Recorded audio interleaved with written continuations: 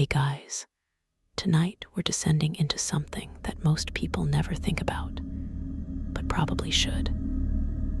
We're talking about what happened after burial in the Victorian era. Specifically, what undertakers and grave workers discovered when they had to dig up coffins that had been sealed and buried for weeks, months, or even years.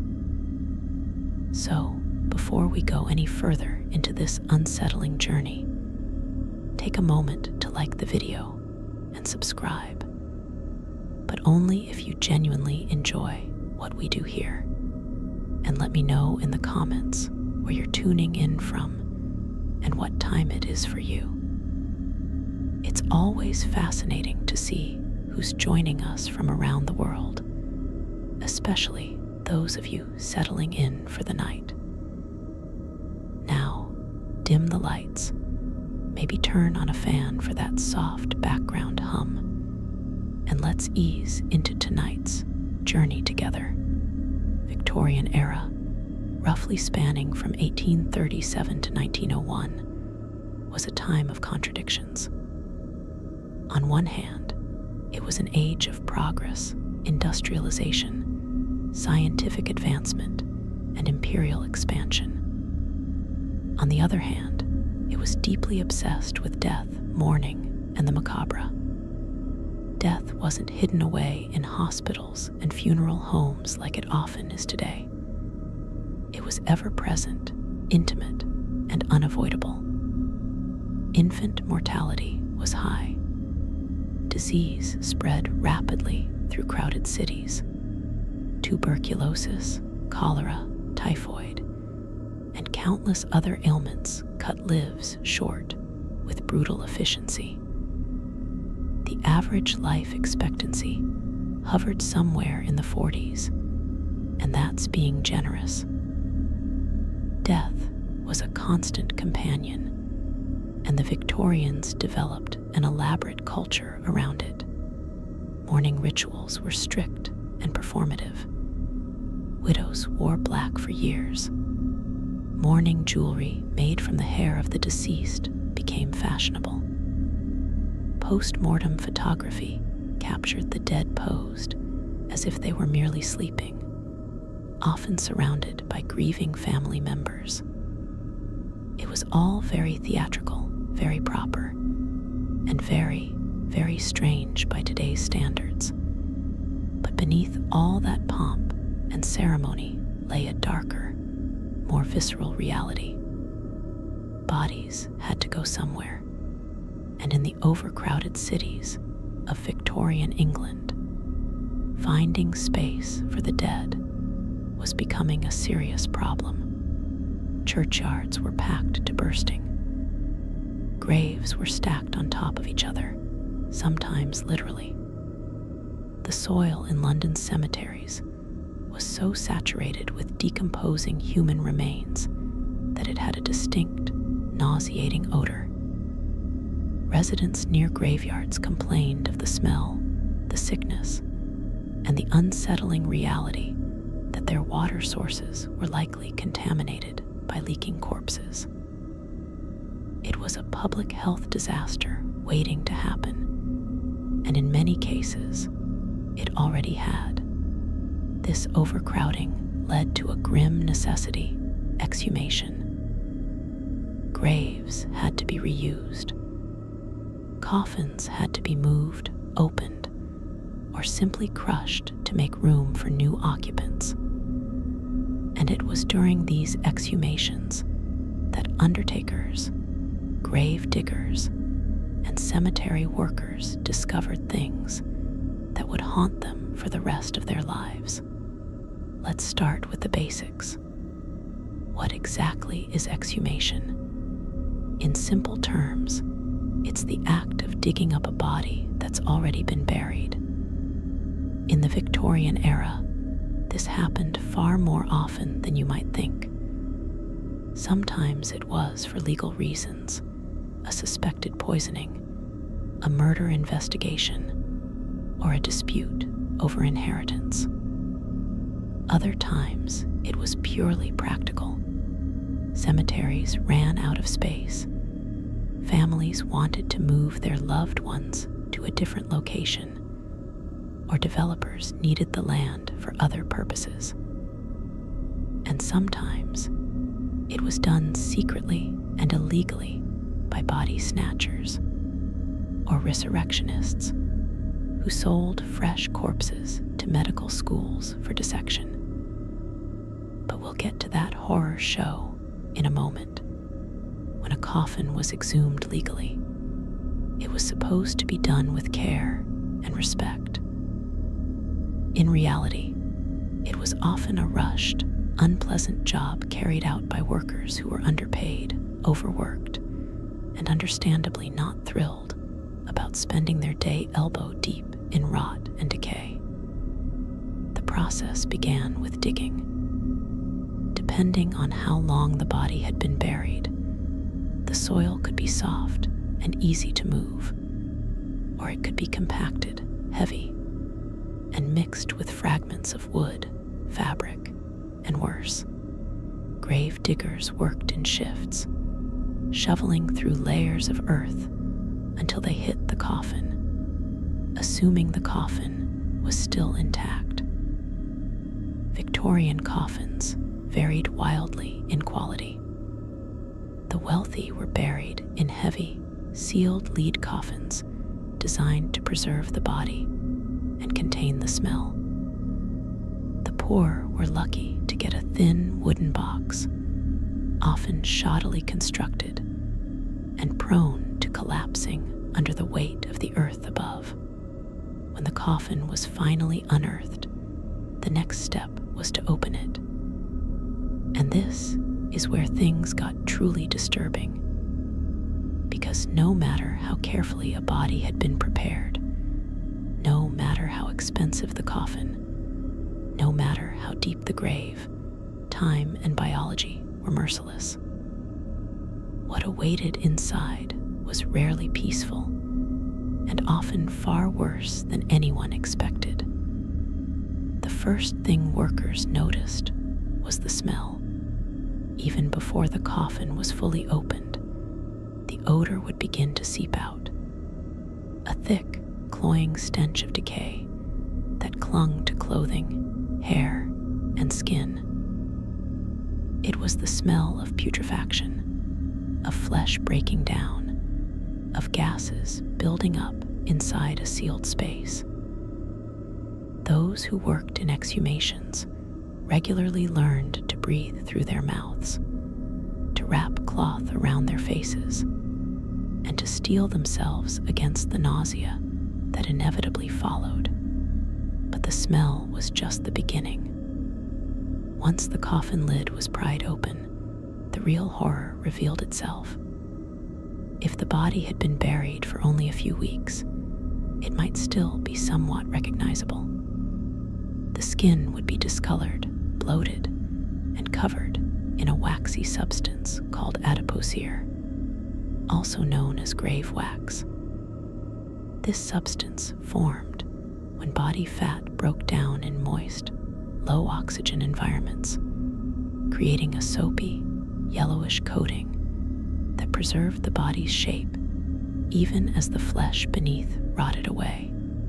It was unsettling to look at, like a wax figure left too long in the sun. But it was a common sight in Victorian exhumations. If the body had been buried for months or years, the scene was far worse. Flesh would be gone entirely, leaving behind only bones, scraps of cloth, and perhaps some hair. Coffins that had leaked or flooded would contain a thick, dark sludge, a soup of decomposed tissue, fabric, and fluids that had nowhere else to go. Workers had to wade through this muck, sifting for bones or personal effects, trying not to think too hard about what they were touching. But the most disturbing discoveries weren't the expected ones. It wasn't the rot, the smell, or even the bones. It was the signs that something had gone terribly, horribly wrong. One of the most chilling things undertakers found in exhumed Victorian coffins was evidence of premature burial. Yes, people being buried alive. It sounds like something out of a Gothic horror novel, and in many ways it was. But it was also a very real fear in the Victorian era, and with good reason. Medical science at the time was still primitive. Doctors didn't always have reliable ways to confirm death. Conditions like catalepsy, comas, and certain types of poisoning could mimic death so convincingly that even trained professionals were fooled. There were no EEGs, no heart monitors, no brain scans. A doctor would check for a pulse, hold a mirror to the mouth to see if it fogged, and perhaps listen for a heartbeat. If nothing was detected, the person was declared dead. But pulses could be faint, breathing could be shallow, and in the rush to bury bodies, especially during epidemics when the dead were piling up faster than they could be processed, mistakes were made. Terrible, unforgivable mistakes. When coffins were opened years later, undertakers sometimes found signs that the occupant had woken up.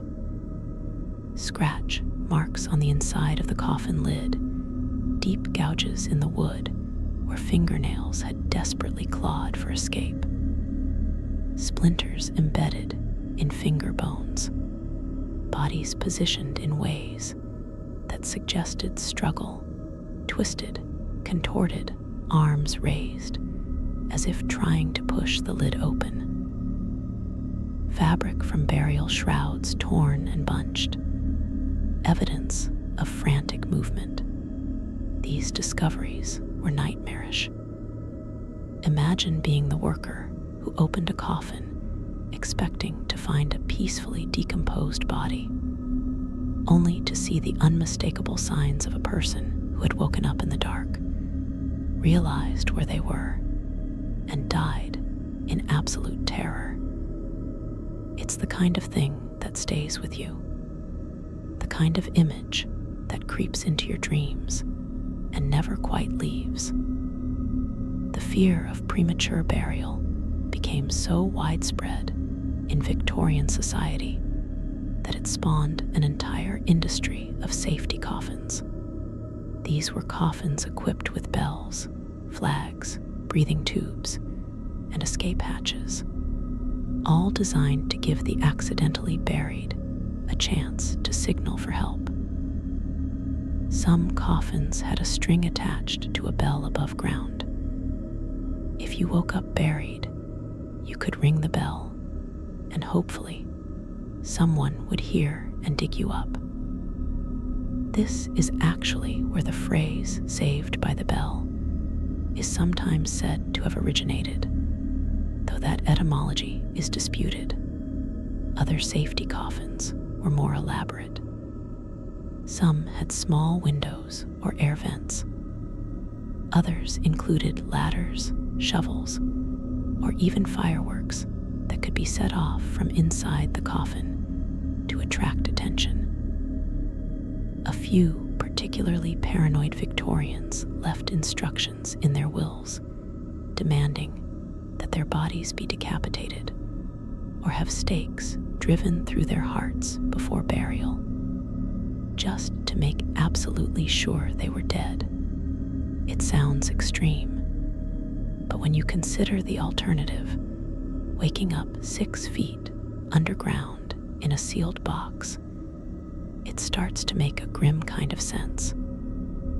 Despite all these precautions, exhumations continued to reveal the horrifying truth. People were still being buried alive, and no amount of bells or breathing tubes could save them if no one was around to hear or respond in time.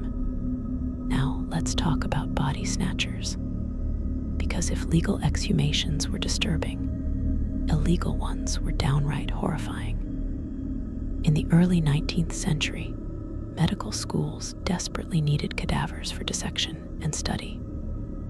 Anatomy was a growing field, and students couldn't learn without hands-on experience. But there was a problem. The only legal source of bodies for dissection was executed criminals, and there simply weren't enough of them to meet demand.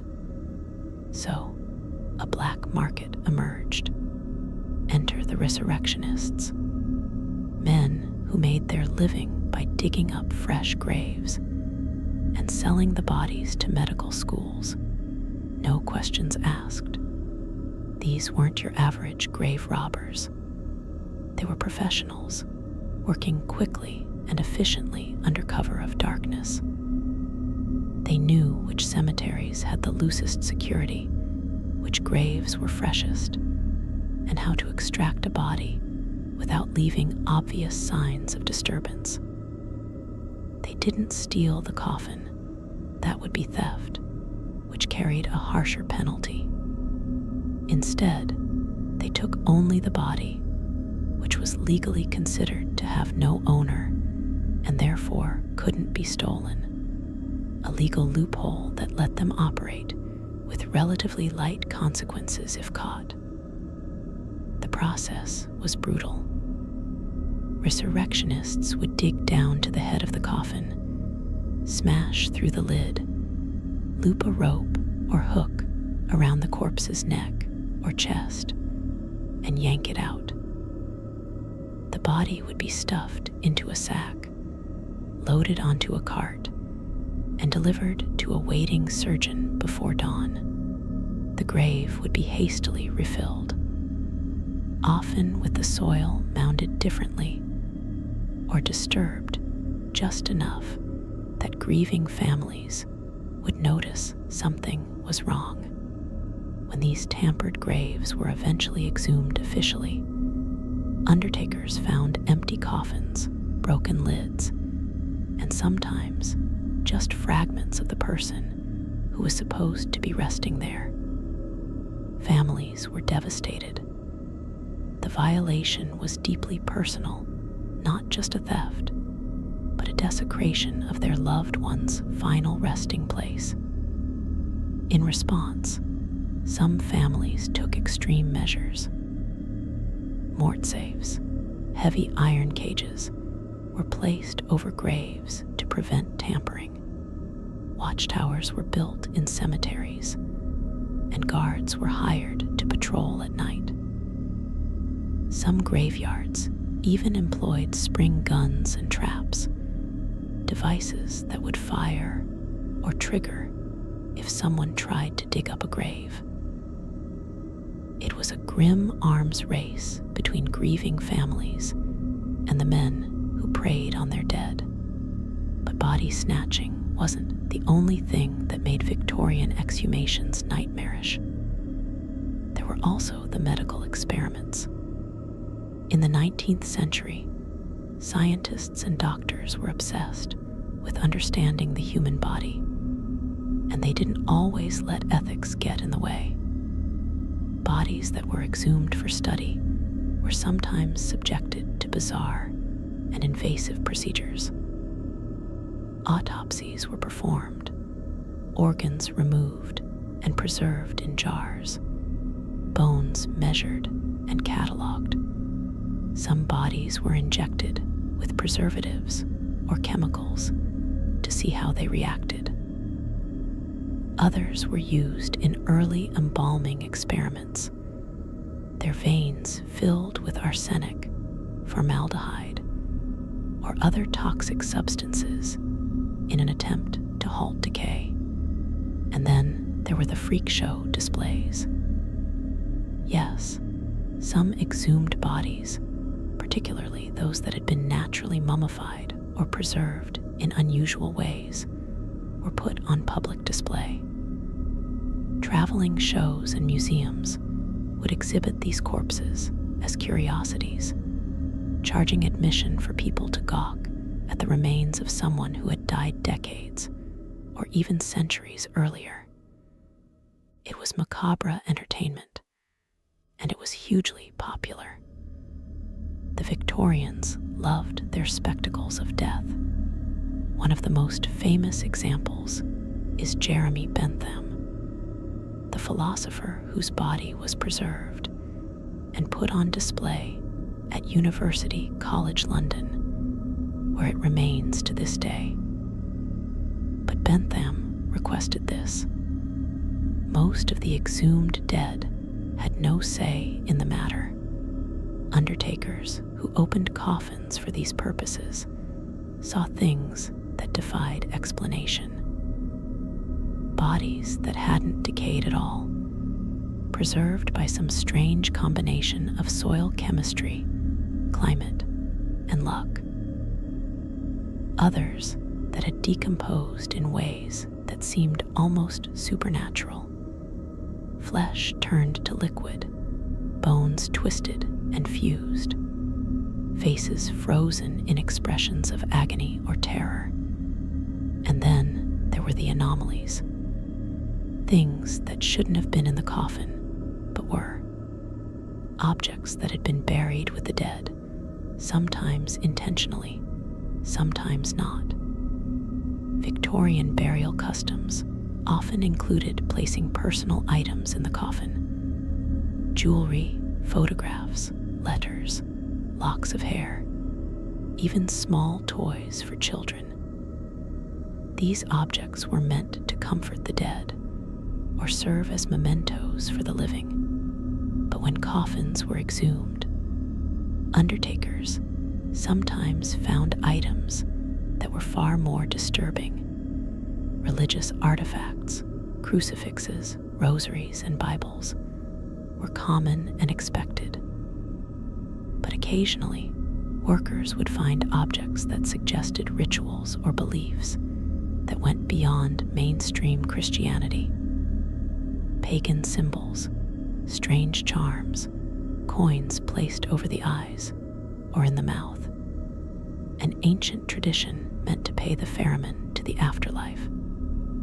Some coffins contained mirrors, supposedly placed to trap the soul or reflect evil spirits away. Others held garlic, salt, or iron nails, protections against vampires and other supernatural threats. It sounds like folklore, and it was, but the Victorians took it seriously. Superstition ran deep, especially in rural areas and among the working class. And then there were the letters. Undertakers sometimes found notes tucked into coffins, final messages from the living to the dead, or more disturbingly, from the dead to the living.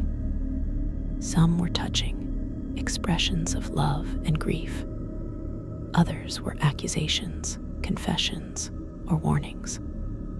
A wife buried with a letter denouncing her husband. A child buried with a note begging forgiveness. These messages, preserved in the airless dark of a sealed coffin, offered a glimpse into the emotional turmoil of the people left behind. But the most unsettling finds were the ones that suggested foul play. Exhumations conducted as part of criminal investigations sometimes revealed bodies that had been poisoned, strangled, or otherwise murdered. The Victorians loved a good poisoning scandal, and arsenic was the poison of choice. It was cheap, easily accessible, tasteless, and its symptoms mimicked common illnesses. When a suspicious death occurred, exhumation was often the only way to prove what had really happened. Undertakers opening these coffins would find bodies in various states of preservation. But toxicology tests, primitive as they were, could detect arsenic even years after death. The discovery of poison in an exhumed body could turn a closed case into a murder trial. sending the guilty to the gallows and vindicating the dead. Some of these cases became infamous. The case of Mary Ann Cotton, a serial killer who poisoned over 20 people with arsenic, was only solved after multiple exhumations revealed the truth. Each opened coffin brought another piece of the puzzle, another victim, another life stolen.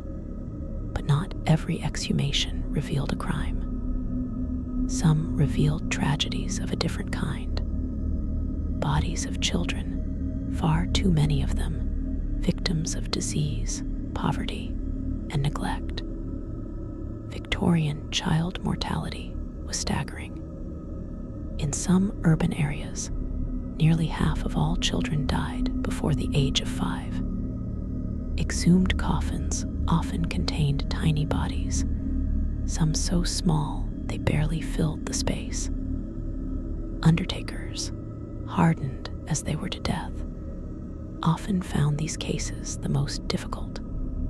There's something uniquely heartbreaking about opening a coffin and finding a child inside, especially when the burial had been done in haste or poverty.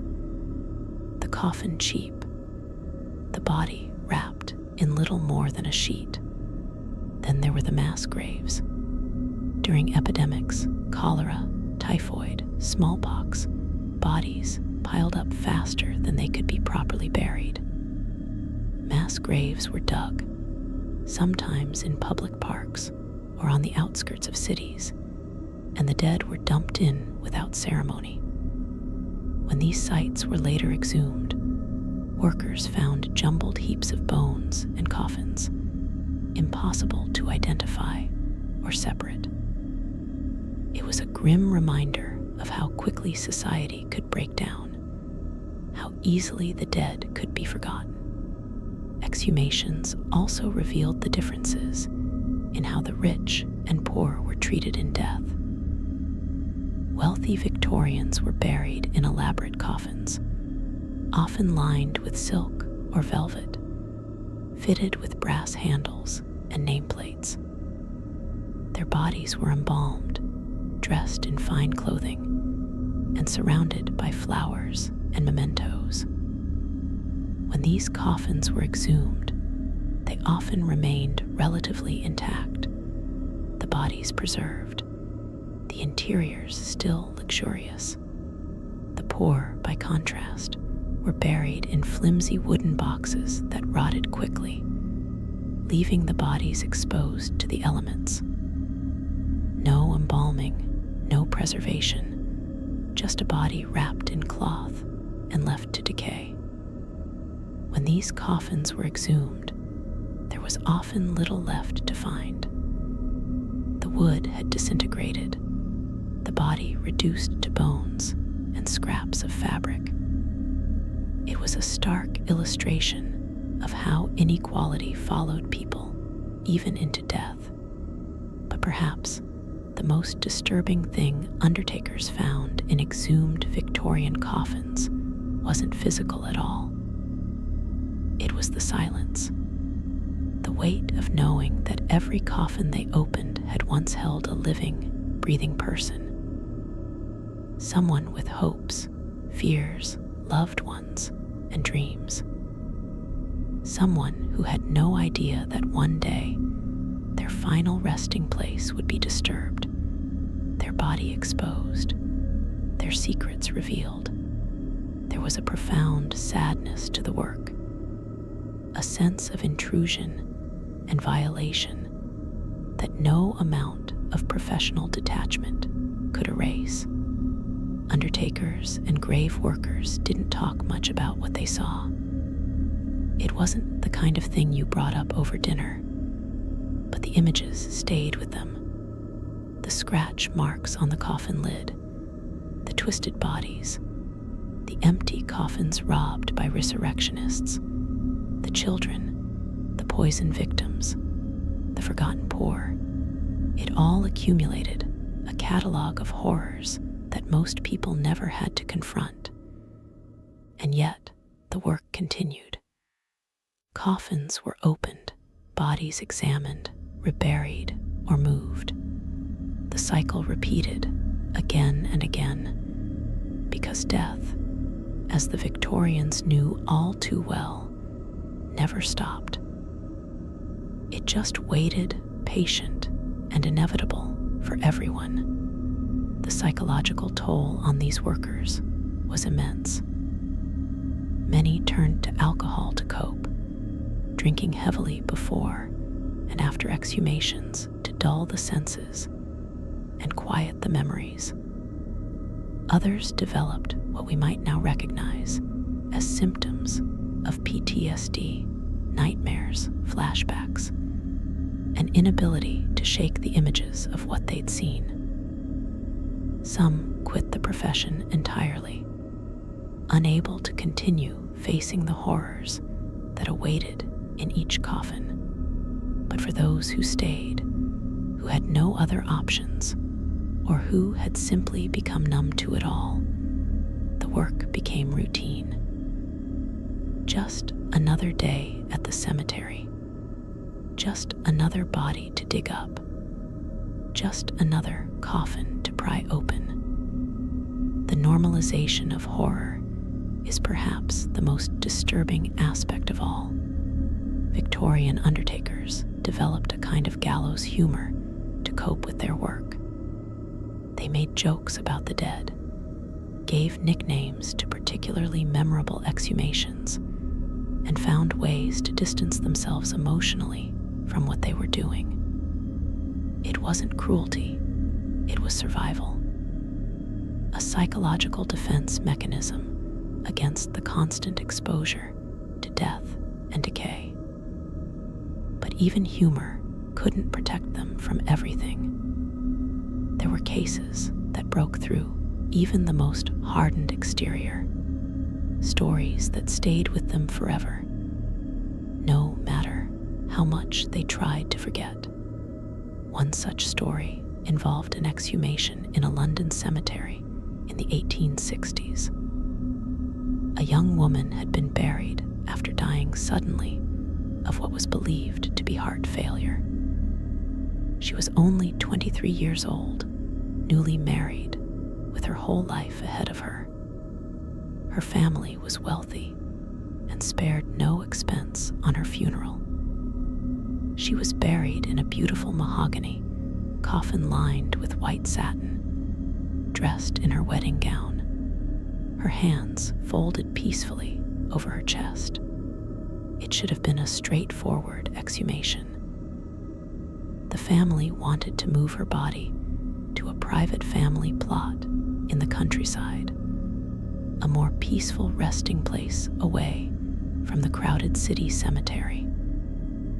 The undertakers expected to find her body well preserved, thanks to the quality of the coffin and the relatively short time she'd been buried, only about 8 months. But when they opened the coffin, they found something that would haunt them for the rest of their lives.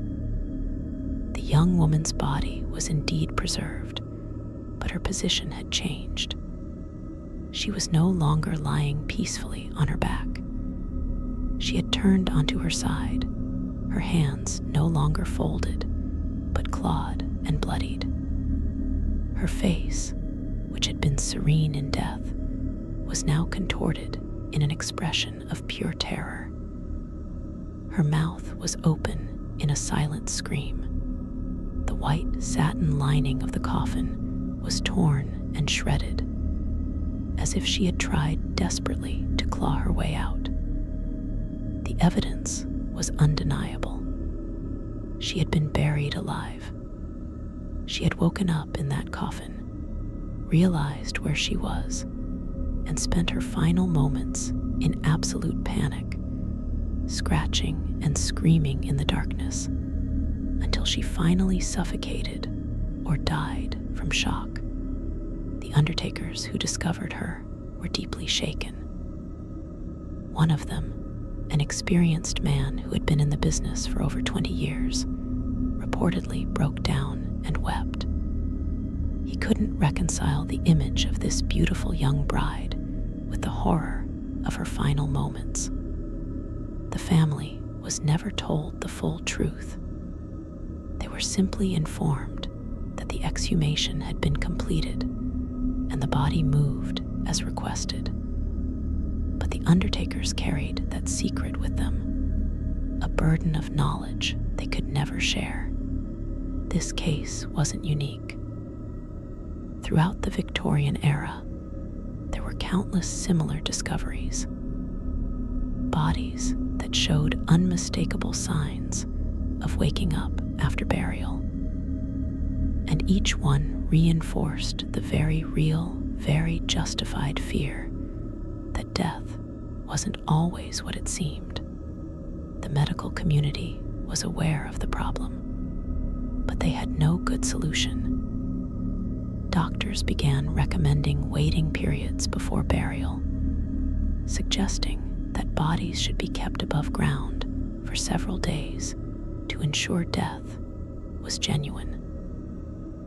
Some physicians advocated for more invasive methods of confirming death, like making incisions to check for bleeding, or even more extreme measures like decapitation or removal of the heart. But these recommendations were often ignored, especially during epidemics, when bodies needed to be buried quickly to prevent the spread of disease. The pressure to bury the dead fast outweighed the risk of burying them alive. It was a calculated gamble, and sometimes, tragically, the gamble was lost. Exhumations also revealed another disturbing aspect of Victorian death culture: the prevalence of grave goods and their theft. As mentioned earlier, Victorians often buried their dead with valuable items: jewelry, watches, rings, brooches, anything that held sentimental or monetary value. This practice created an obvious problem. It turned graves into treasure troves, attracting not just body snatchers, but common thieves. When coffins were exhumed legally, undertakers sometimes found that the body was intact, but stripped of valuables. Rings had been pried off fingers, sometimes taking the finger with them. Necklaces ripped away. Gold teeth pulled out. It was a grotesque form of robbery, one that showed no respect for the dead or the grieving families left behind. These thefts were rarely investigated. The victims were already dead, after all, and proving who had stolen from a grave was nearly impossible. The thieves operated under cover of darkness, working quickly and quietly, often bribing cemetery workers to look the other way. Some undertakers were complicit, pocketing valuables during official exhumations and claiming they had never been there in the first place. It was a corrupt system, fueled by poverty and greed, and it victimized the dead and their families in equal measure. The discovery of these desecrated graves during later exhumations added another layer of tragedy to an already grim situation. But not all exhumations revealed horrors. Some, strangely enough, revealed mysteries that bordered on the miraculous. There were cases of bodies that had been buried for years, sometimes decades, that showed no signs of decay whatsoever. These incorruptible corpses, as they were called, defied all natural laws of decomposition. When their coffins were opened, undertakers found bodies that looked as if they had died only days ago. Skin still supple, features still recognizable. No odor of decay. It was eerie and inexplicable, and it sparked intense debate among scientists, doctors, and religious leaders. The Catholic Church, in particular, took great interest in these cases. Incorruptibility was often seen as a sign of sanctity, evidence that the deceased had been holy in life and was now blessed in death. Several Victorian-era exhumations of potential saints revealed perfectly preserved bodies, which were then put on display in churches and became objects of pilgrimage. But scientists were skeptical. They argued that incorruptibility could be explained by natural factors: soil composition, the presence of certain chemicals, the absence of oxygen, even the type of coffin used. The debate raged on, with neither side able to definitively prove their case. One of the most famous examples of incorruptibility from the Victorian era involved Saint Bernadette Soubirous, the French peasant girl who claimed to have seen visions of the Virgin Mary in Lourdes. When her body was exhumed 30 years after her death in 1879, it was found to be remarkably well preserved. Her face was still recognizable, her hands intact, and there was no smell of decay. The church declared it a miracle. Scientists suggested it was due to the cool, dry conditions of her burial vault. The truth, as is often the case, likely lies somewhere in between. But for the undertakers who opened that coffin, it must have been a surreal experience. After years of encountering rot, decay, and evidence of suffering, here was a body that looked almost alive. It must have felt like a reprieve, a moment of beauty in an otherwise dark profession. Yet even these seemingly miraculous discoveries had a dark side. Incorruptible bodies became commodities. They were exhumed, displayed, and in some cases dismembered. Relics, pieces of bone, hair, or fabric touched by the saint, were distributed to churches and collectors around the world. The body that had been so carefully preserved was now being systematically taken apart. It was veneration, yes, but it was also exploitation. The dead, no matter how holy, were still at the mercy of the living. And the living, as history has shown time and time again, don't always act with the reverence the dead deserve. Beyond religious figures, there were other cases of unusual preservation that captured the Victorian imagination. Bodies found in peat bogs, naturally mummified by the acidic, oxygen-free environment. Corpses preserved in ice, like woolly mammoths, frozen in time. These discoveries were fascinating, but they also raised uncomfortable questions. If bodies could be preserved so perfectly by accident, what did that say about the Victorian obsession with elaborate funerals and expensive coffins? Was it all just theater? A way to comfort the living rather than honor the dead? The exhumations seemed to suggest that nature cared little for human rituals. Bodies decayed, or didn't decay based on chemistry and environment, not on how much money had been spent on the funeral. This realization was troubling for many Victorians.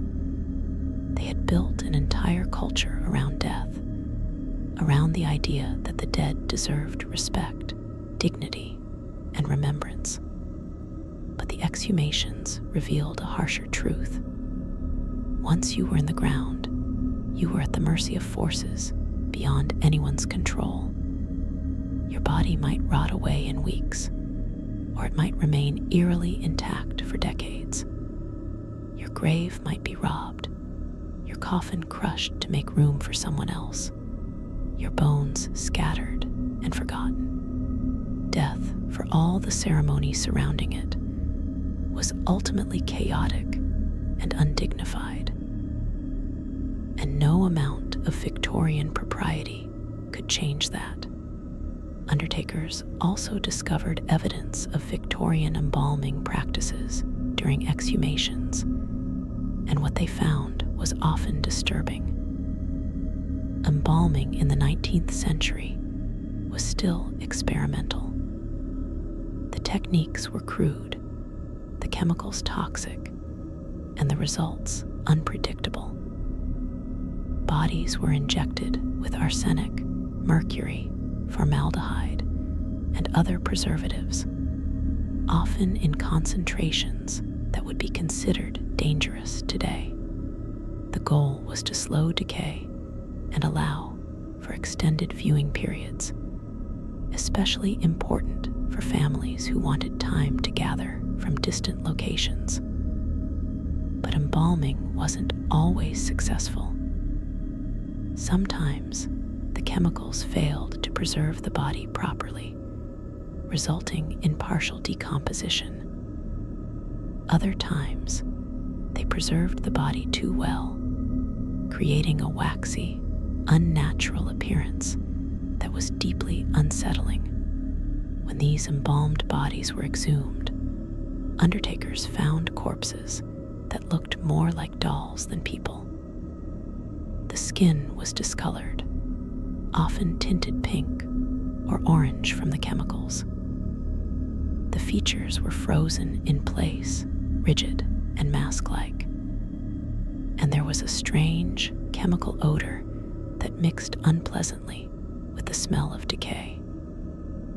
These bodies occupied an uncanny valley between life and death, neither fully preserved nor fully decomposed. It was disquieting to look at them, and many undertakers preferred dealing with naturally decomposed remains over these chemically altered corpses. At least natural decay followed a predictable pattern. Embalming introduced variables that made the process of exhumation even more unpredictable and unpleasant. There were also cases where embalming went horrifically wrong. Bodies that had been over-embalmed, pumped so full of chemicals that they swelled grotesquely, the skin splitting open from the pressure. Others that had been under-embalmed, leaving pockets of untreated tissue that rotted while the rest remained preserved. And then there were the experimental techniques, attempts to create permanent preservation that resulted in bodies that looked more like leather or plastic than human remains. These failed experiments were hidden away, buried quietly, and only discovered during later exhumations when the truth couldn't be hidden any longer. The Victorian obsession with preserving the dead also led to some truly bizarre practices. There were cases of bodies being preserved in glass coffins filled with alcohol or other fluids, turning the corpse into a macabre display piece. When these were exhumed, undertakers found bodies floating in cloudy, discolored liquid, perfectly preserved, but deeply disturbing. There were also instances of bodies being encased in lead or zinc, sealed so tightly that no air or moisture could penetrate. These coffins were incredibly heavy and difficult to move. And when they were finally opened, the bodies inside were often in a strange state of preservation, mummified but also strangely flattened, as if the weight of the metal had compressed them over time. And then there were the Victorian death masks and post-mortem casts. Families would sometimes have plaster casts made of their loved one's face or hands immediately after death, creating a permanent record of their features. These casts were meant to be keepsakes, displayed in the home as a way to remember the deceased. But when bodies were exhumed years later, undertakers would sometimes find these casts buried alongside the body, moldy and crumbling, a haunting echo of the face that lay beneath. It was a reminder of how desperate the Victorians were to hold onto the dead, to preserve some part of them, even if only in plaster. Exhumations during the Victorian era also revealed the practice of double burials, where multiple bodies were placed in the same grave, either intentionally or by accident. This was especially common in paupers' graves, where the poor were buried in mass plots with little regard for individual identity. When these graves were exhumed, workers found layers of coffins stacked on top of each other, sometimes 5 or 6 deep. The wood had often rotted away, leaving a tangled mess of bones that was impossible to sort. Whose remains belonged to whom? There was no way to tell. The identities of these people, already forgotten in life, were now lost forever in death. Even in private family plots, double burials occurred. A wife buried on top of her husband, a child placed in the same grave as a parent. These were intentional, a way for families to stay together even in death. But the practice created problems during exhumations. Coffins would collapse under the weight, bones would mix, and undertakers had to carefully sift through the remains to separate them. It was delicate, painstaking work, and it required a level of respect and care that not all workers possessed. Some did their best to honor the dead, treating each bone as if it belonged to someone they knew. Others were less careful, tossing remains into sacks without thought, more concerned with finishing the job quickly than with preserving dignity. The treatment of remains during exhumations varied wildly depending on who was doing the work and why. Legal exhumations conducted by licensed undertakers were supposed to follow strict protocols. Bodies were to be handled with care, remains placed in new coffins or shrouds, and reburied with respect. But in practice, corners were often cut. Workers were underpaid and overworked. Cemeteries were overcrowded, and there simply wasn't enough time or money to treat every exhumation with the reverence it deserved. So shortcuts were taken. Bones were roughly handled, remains were reburied haphazardly, and the dead, once again, became victims of practicality over respect. Illegal exhumations, conducted by body snatchers or thieves, were even worse. These men had no interest in preserving dignity. They were there for profit, and they worked as quickly and quietly as possible. Bodies were yanked from coffins, stuffed into sacks, and hauled away like cargo. Graves were left in disarray, sometimes not even properly refilled, leaving families to discover the desecration when they visited. emotional impact on these families was devastating.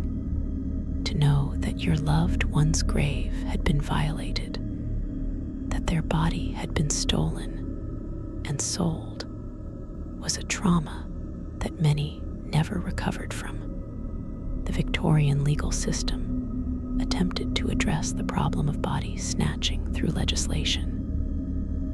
The Anatomy Act of 1832 was passed in response to public outrage, legalizing the use of unclaimed bodies from workhouses and hospitals for medical dissection. The hope was that by providing a legal supply of cadavers, the demand for illegally exhumed bodies would decrease. And to some extent, it worked. Body snatching became less common after the act was passed. But it didn't stop entirely. There were still those willing to take the risk for the right price, and exhumations continued to reveal the evidence of their crimes. What undertakers found in these violated graves was often heartbreaking. Empty coffins, as mentioned before, but also signs of struggle. Families who had anticipated the risk of body snatching sometimes fought back. They hired guards, set traps, and even stayed at the gravesite for days to protect their loved ones. When these graves were exhumed later, workers found evidence of these desperate measures. Iron bars driven into the ground, mort safes still locked in place, even the remains of traps that had been triggered but failed to catch the thieves. It was a testament to how far families were willing to go to protect their dead, and how utterly helpless they felt against those who preyed on graves.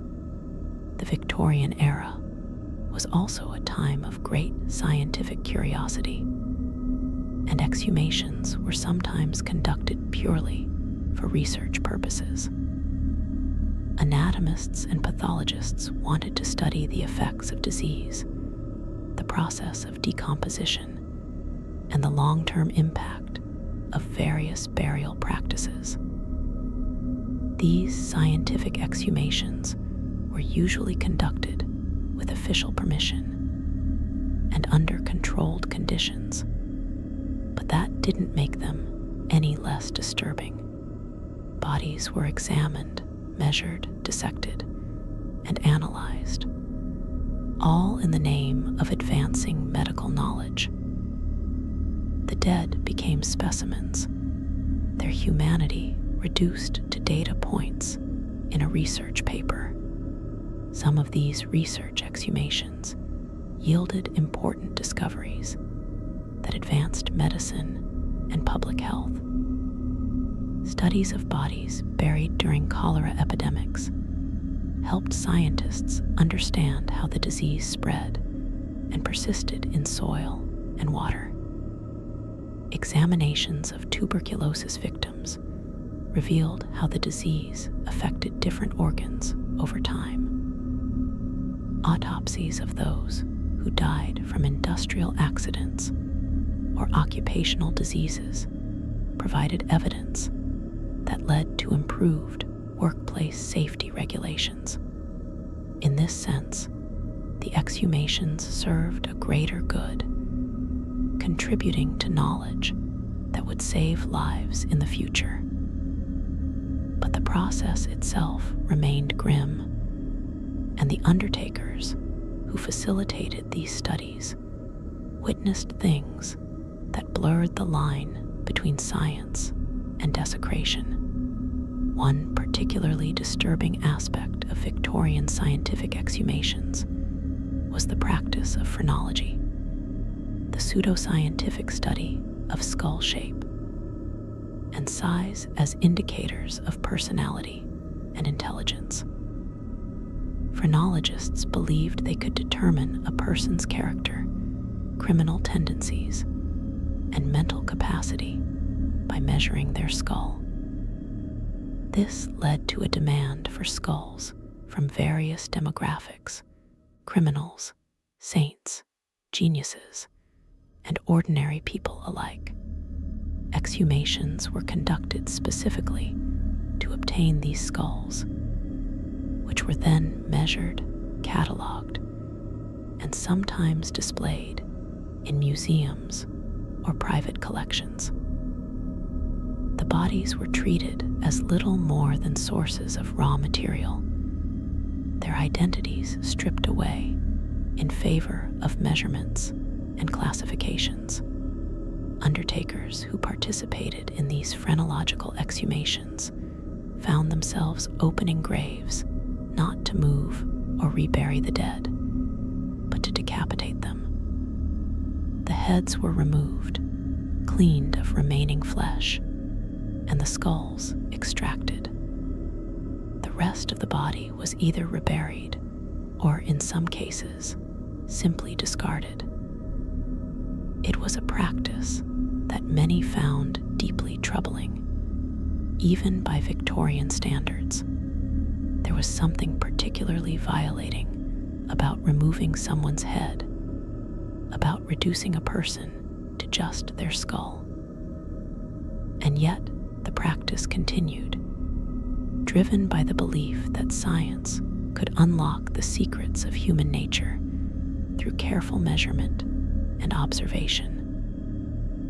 We know now that phrenology was complete nonsense, a racist and classist pseudoscience with no basis in reality. But at the time, it was taken seriously by many respected scientists and intellectuals, and the dead paid the price for this misguided pursuit of knowledge. Beyond phrenology, there were other scientific pursuits that involved exhumation and study of remains. Anthropologists were interested in comparing skeletal structures across different populations and time periods. This led to exhumations of ancient burial sites as well as more recent graves. Bodies that had been buried for centuries were dug up, their bones measured and cataloged, and then either reburied or, more commonly, kept in museum collections. These exhumations were often conducted with little regard for the cultural or religious significance of the burial sites.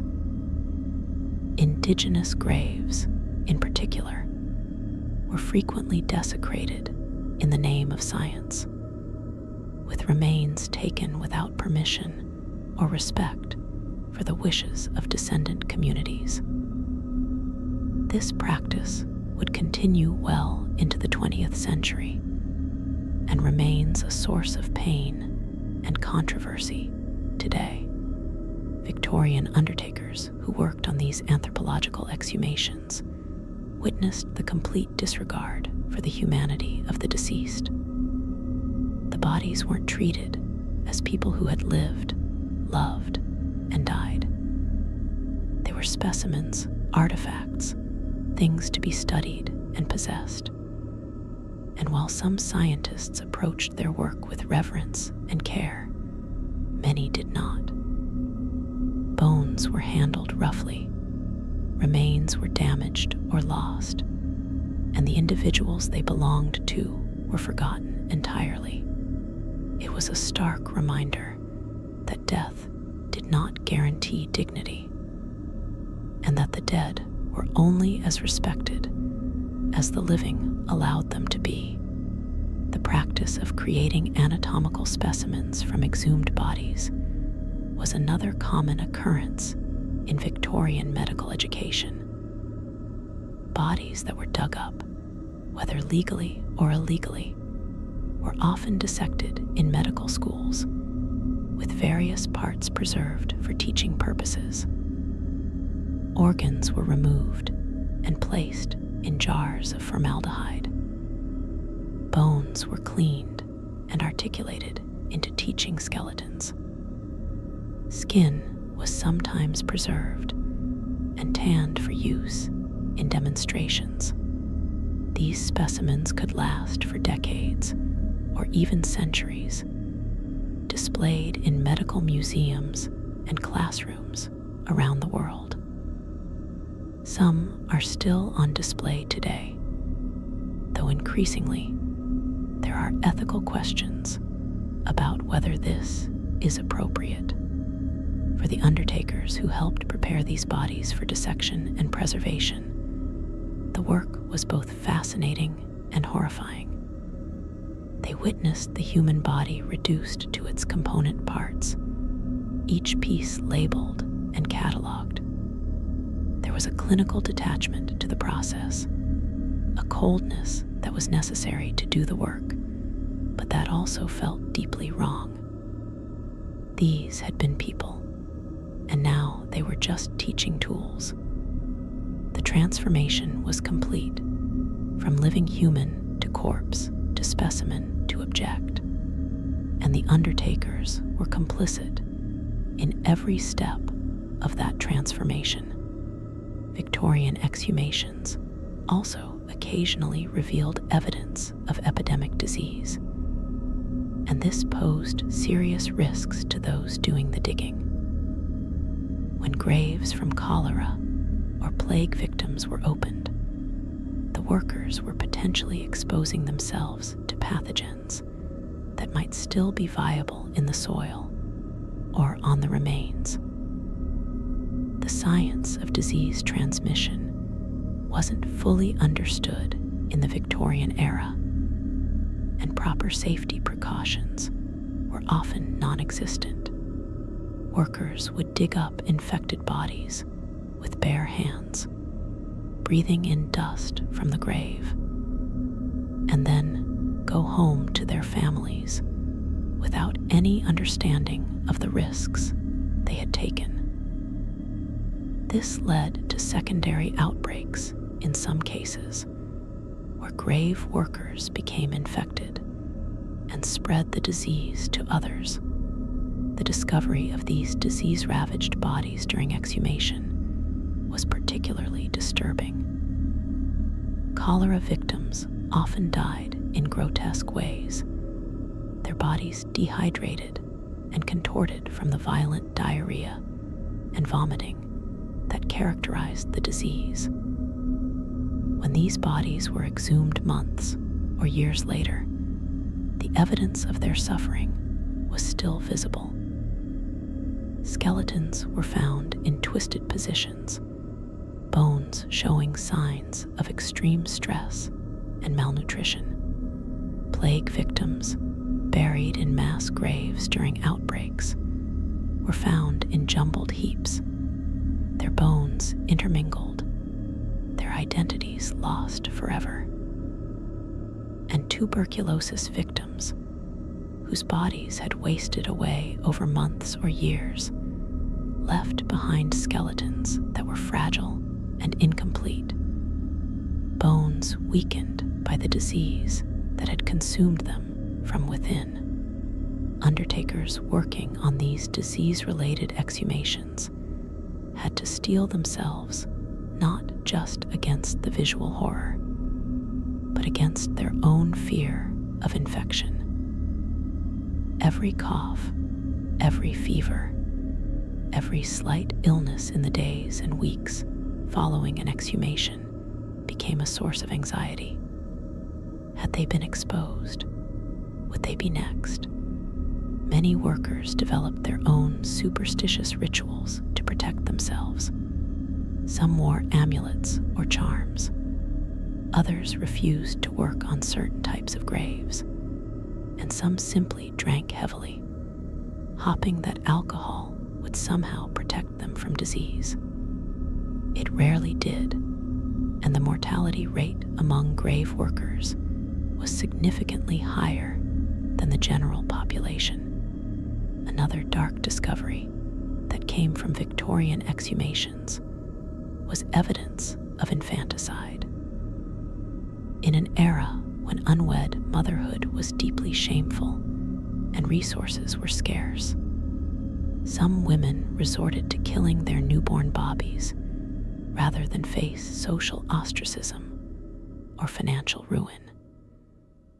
These tiny bodies were sometimes buried in secret, in gardens, under floorboards, or in shallow graves in remote locations. When construction projects or cemetery expansions led to exhumations in these areas, workers would occasionally find the remains of infants who had been hidden away. Their deaths never reported, their short lives never acknowledged. The discovery of these infant remains was always difficult, even for hardened undertakers. There was something particularly tragic about finding the skeleton of a newborn, knowing that this tiny person had been given no chance at life, no funeral, no acknowledgement of their existence.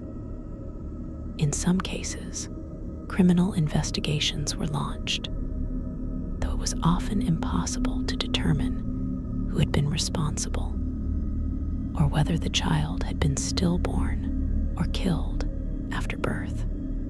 The bones told part of the story, but never the whole truth. And so these infants remained nameless, buried again in unmarked graves, their brief existence reduced to a footnote in an exhumation report. Victorian exhumations also brought to light the reality of workplace deaths and industrial accidents. The Industrial Revolution had transformed Britain into a manufacturing powerhouse, but it had done so at tremendous human cost. Workers in factories, mines, and shipyards faced dangerous conditions with little to no safety regulations. Accidents were common, and deaths were frequent. When workers died on the job, they were often buried quickly and cheaply, their families receiving little or no compensation. Years later, when cemeteries were reorganized or land was redeveloped, these graves would be exhumed, and undertakers would find the evidence of what had killed these men and women: skeletons with crushed skulls from falling machinery, bones showing signs of repeated fractures from physically demanding labor, spines deformed from years of carrying heavy loads, lungs blackened and hardened from inhaling coal dust or toxic fumes, though this was only visible when soft tissue remained. The bodies told stories of lives spent in brutal, exhausting work, with death offering the only escape. These exhumations served as a grim reminder of the price of progress, of the countless workers who had died to build Victorian Britain's wealth and power. And for the undertakers who witnessed these remains, it was impossible not to feel a sense of anger and injustice. These people had been used up and thrown away, buried in cheap coffins in overcrowded cemeteries, and then forgotten. The exhumation of criminals and executed prisoners was another common practice in the Victorian era, and what undertakers found in these graves was often shocking. Executed criminals were usually buried in unconsecrated ground, often within the prison walls where they had died. Their graves were unmarked, and they were denied the funeral rites given to ordinary citizens. When these burial grounds were eventually excavated, often decades later, when prisons were demolished or relocated, workers found the remains of dozens or even hundreds of executed individuals. The methods of execution varied: hanging, beheading, and in earlier periods, even more brutal forms of capital punishment, and the evidence of these deaths was clearly visible on the bones. Skeletons with fractured vertebrae from hanging, skulls that showed clean cuts from the executioner's axe, bones bearing marks of torture inflicted before death. These remains were disturbing, not just because of how the individuals had died, but because of what their treatment in death said about Victorian society. Even in death, criminals were punished, denied dignity and respect, treated as less than human. And while some of these individuals had committed terrible crimes, others had been executed for offenses that seem minor by modern standards: theft, forgery, poaching. The exhumations revealed the harshness of Victorian justice and the finality of execution. There was no going back, no second chances, just an unmarked grave and eventual exhumation by workers who had no idea who these people had been or what they had done. Victorian exhumations also occasionally revealed the practice of anatomical dissection performed on executed criminals. Under the Murder Act of 1752, the bodies of executed murderers were sometimes given to surgeons for public dissection as an additional form of punishment and deterrent. These dissections were public spectacles, attended by medical students, curious onlookers, and sometimes even paying customers. After the dissection was complete, the remains were supposed to be buried. But in practice, parts of the body were often kept for teaching purposes or private collections. When graves of executed criminals were exhumed, undertakers sometimes found incomplete skeletons, missing skulls, limbs, or organs that had been taken during dissection and never returned. These incomplete remains presented a macabre puzzle. Where had the missing parts gone? Some were eventually found in medical museums or private collections, labeled and displayed as anatomical curiosities. Others had been lost or destroyed over time, and some, disturbingly, had been sold to collectors of the macabre, people who wanted to own a piece of a notorious criminal. The trade in body parts from executed criminals was a shadowy but profitable business in Victorian England, and exhumations occasionally brought this practice to light, much to the horror of the general public. The emotional weight of exhumation work in the Victorian era cannot be overstated. These undertakers and grave workers were exposed, day after day, to the worst aspects of death and human mortality. They saw bodies in every stage of decay. They discovered evidence of crimes, tragedies, and injustices. They handled the remains of children, disease victims, murder victims, and ordinary people who had simply had the misfortune of being buried in graves that needed to be disturbed. And through it all, they were expected to maintain professional composure, to treat the work as just a job, to not let it affect them. But of course, it did affect them. How could it not? Many Victorian grave workers turned to substance abuse to cope with the psychological trauma of their work. Alcohol was the most common escape, cheap and readily available. Workers would drink before starting an exhumation to stay steady their nerves during the work to numb themselves to what they were seeing, and after to try to forget. Some developed serious addictions, their lives spiraling into poverty and illness as they tried desperately to drown out the memories. Others turned to laudanum, a mixture of opium and alcohol that was widely available and socially acceptable in Victorian times. The drug provided temporary relief from nightmares and anxiety, but it was highly addictive and ultimately destructive.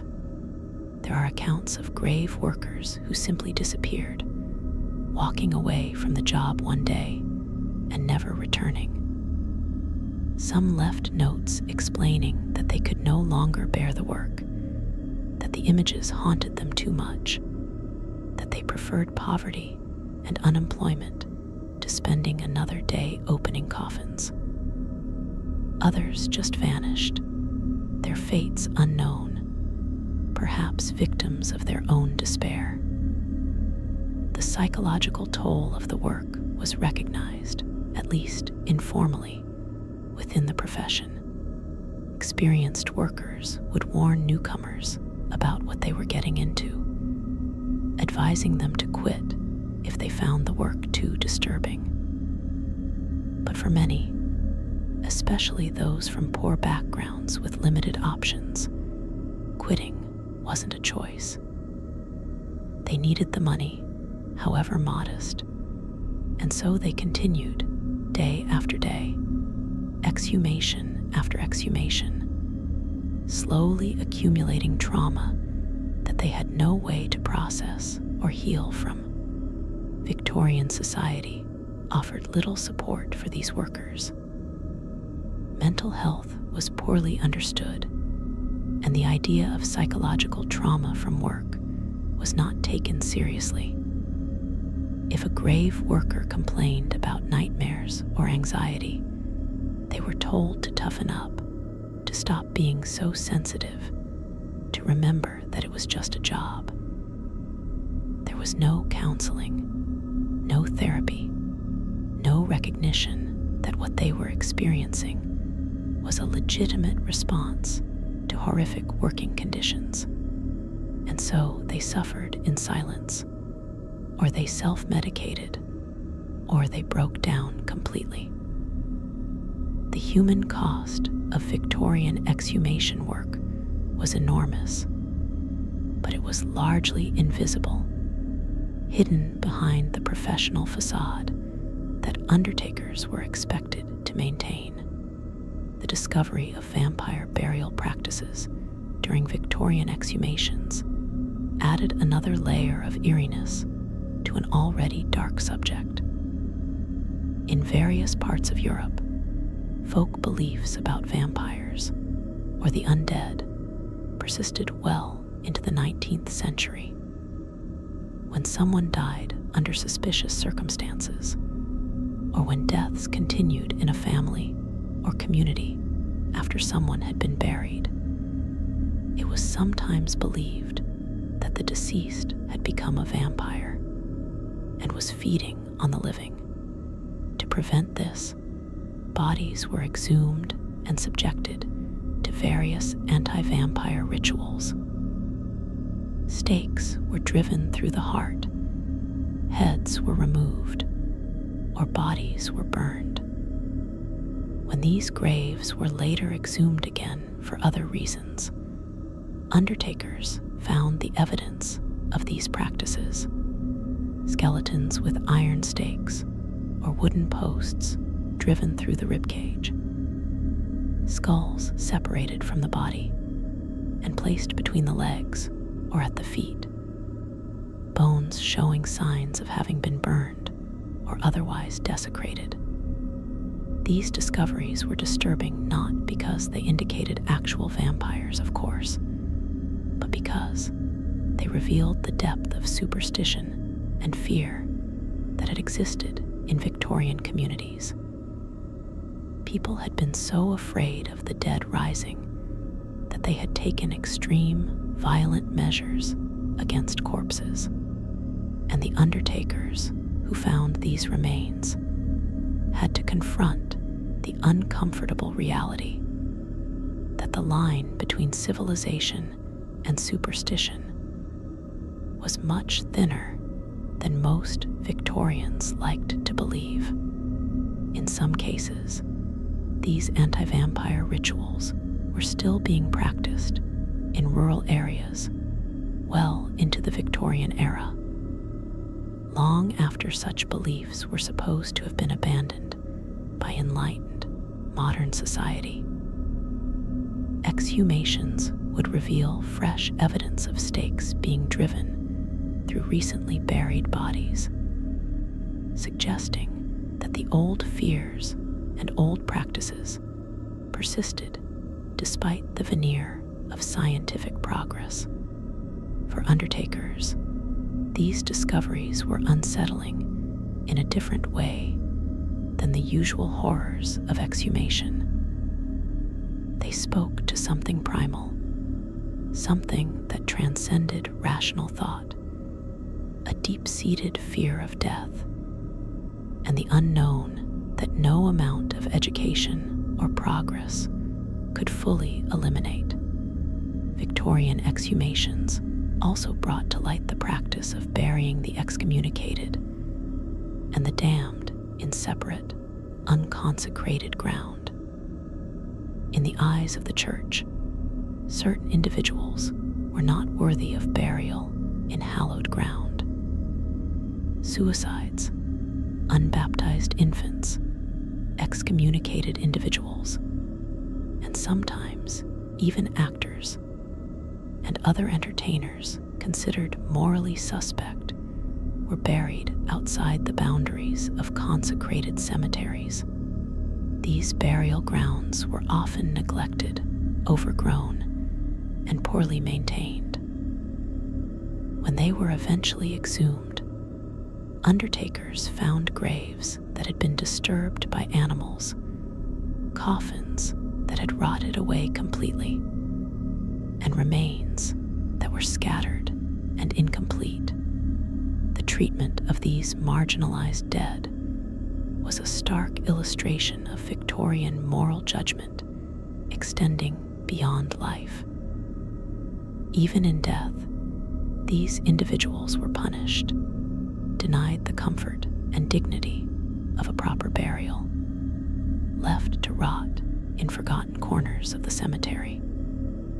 For the undertakers who exhumed these graves, there was often a sense of sadness and injustice. Many of the people buried in unconsecrated ground had committed no real crime. Suicides were often victims of mental illness or unbearable circumstances. Unbaptized infants had simply had the misfortune of dying before a religious ceremony could be performed. Yet all were treated as pariahs, their graves marked only by their exclusion from the community of the respectable dead. The exhumation of pauper graves was perhaps the most heartbreaking work that Victorian undertakers had to perform. Paupers, those too poor to afford a private burial, were interred in mass graves, often dozens of bodies stacked on top of each other with minimal ceremony. These graves were reused frequently, with new bodies added as soon as there was space.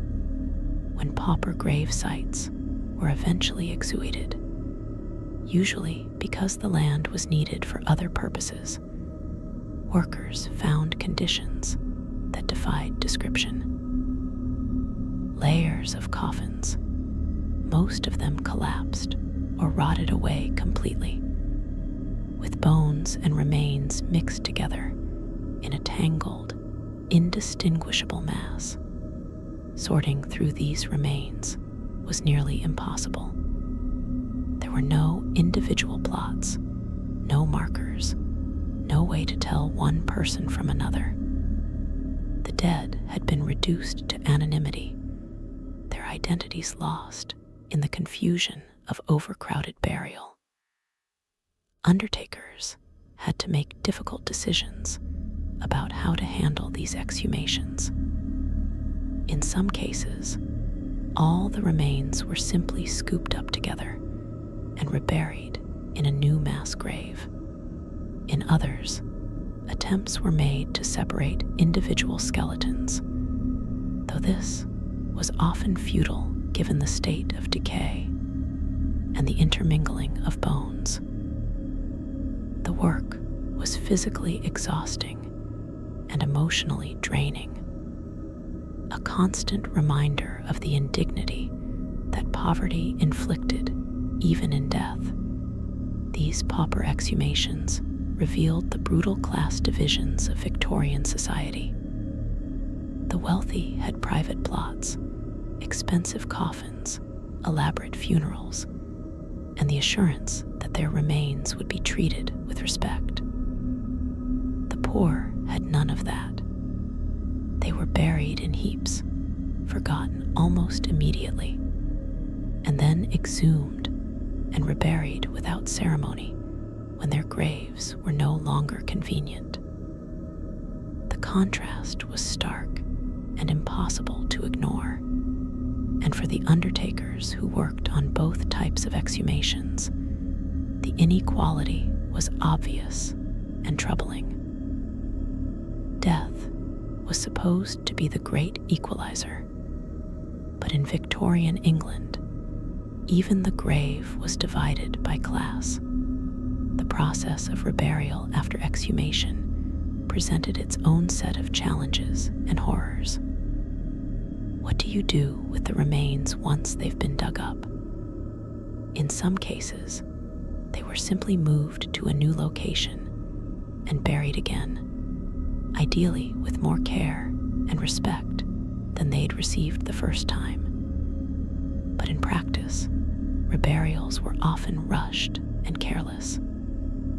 Bones were dumped into new coffins or simple boxes. Remains from multiple individuals were sometimes mixed together, and in the case of mass exhumations, especially of pauper graves, the sheer volume of remains made individual treatment impossible. Workers had to prioritize efficiency over dignity, moving as many bodies as quickly as possible to meet deadlines and stay within budget. There were also cases where exhumed remains were not reburied at all, at least not immediately. Bodies that had been dug up for legal investigations or scientific study sometimes sat in storage for months or even years, waiting for the case to close or the research to be completed.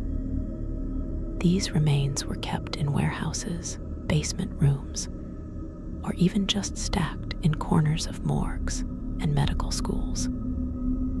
The conditions were often poor, with inadequate preservation leading to further decay and damage. And when the remains were finally released for reburial, they were often in worse condition than when they'd been exhumed, reduced to scattered bones and fragments that bore little resemblance to the person they had once been. For undertakers, the reburial process was a final indignity added to an already disturbing job. They had opened the grave, witnessed the horror within, handled the remains, and now had to put it all back together and pretend that some measure of dignity had been maintained throughout. It was exhausting work, physically and emotionally, and it left many workers feeling complicit in a system that treated the dead with shocking disrespect. They were just following orders, doing their jobs. But the weight of what they'd participated in stayed with them long after the grave had been filled in again. The legal framework surrounding Victorian exhumations was complex and often contradictory. On paper, there were strict rules about when and how bodies could be exhumed. Permission had to be obtained from the Home Office or local authorities. Family members had to be notified. The process was supposed to be documented and overseen by officials. But in reality, these regulations were frequently ignored or circumvented. Exhumations happened without proper authorization. Families were kept in the dark. Records were falsified or simply not kept at all. The system was rife with corruption, and those who suffered most were the dead and their grieving relatives. Undertakers often found themselves caught in the middle of these legal and ethical gray areas. They were hired to do a job, but that job frequently involved bending or breaking the rules. A wealthy family might pay them to quietly exhume and move a body without going through official channels. A developer might hire them to clear a cemetery quickly, regardless of proper procedure. A scientist might ask them to procure specific remains without asking too many questions about permission or consent. And because undertakers needed the work, because they had families to feed and bills to pay, many went along with these requests, even when they knew it was wrong. The moral compromise weighed on them, adding another layer of psychological burden to an already traumatic profession. There were also cases of outright fraud involving exhumations. Undertakers would be hired to exhume and move a body, but instead of actually doing so, they would simply provide a new coffin filled with dirt, stones, or even animal bones, claiming it contained the remains of the deceased. The family, unable to verify the contents without opening the coffin themselves, which would be considered disrespectful and disturbing, had no choice but to trust that the undertaker had done as promised. Meanwhile, the actual body might still be in the original grave, or it might have been sold to medical schools or private collectors. These scams were difficult to detect and prosecute, and they added another dimension of horror to Victorian death culture. Even the dead couldn't escape being victimized by the unscrupulous. The environmental impact of Victorian exhumations and reburials was also significant, though it wasn't understood or discussed at the time. Every exhumation disturbed soil that had been slowly accumulating decomposition products for years or decades. Chemicals leached from embalmed bodies, pathogens from disease victims, heavy metals from coffin materials. All of these were released into the environment when graves were opened. In areas where multiple large-scale exhumations took place, the soil became heavily contaminated. Groundwater was affected.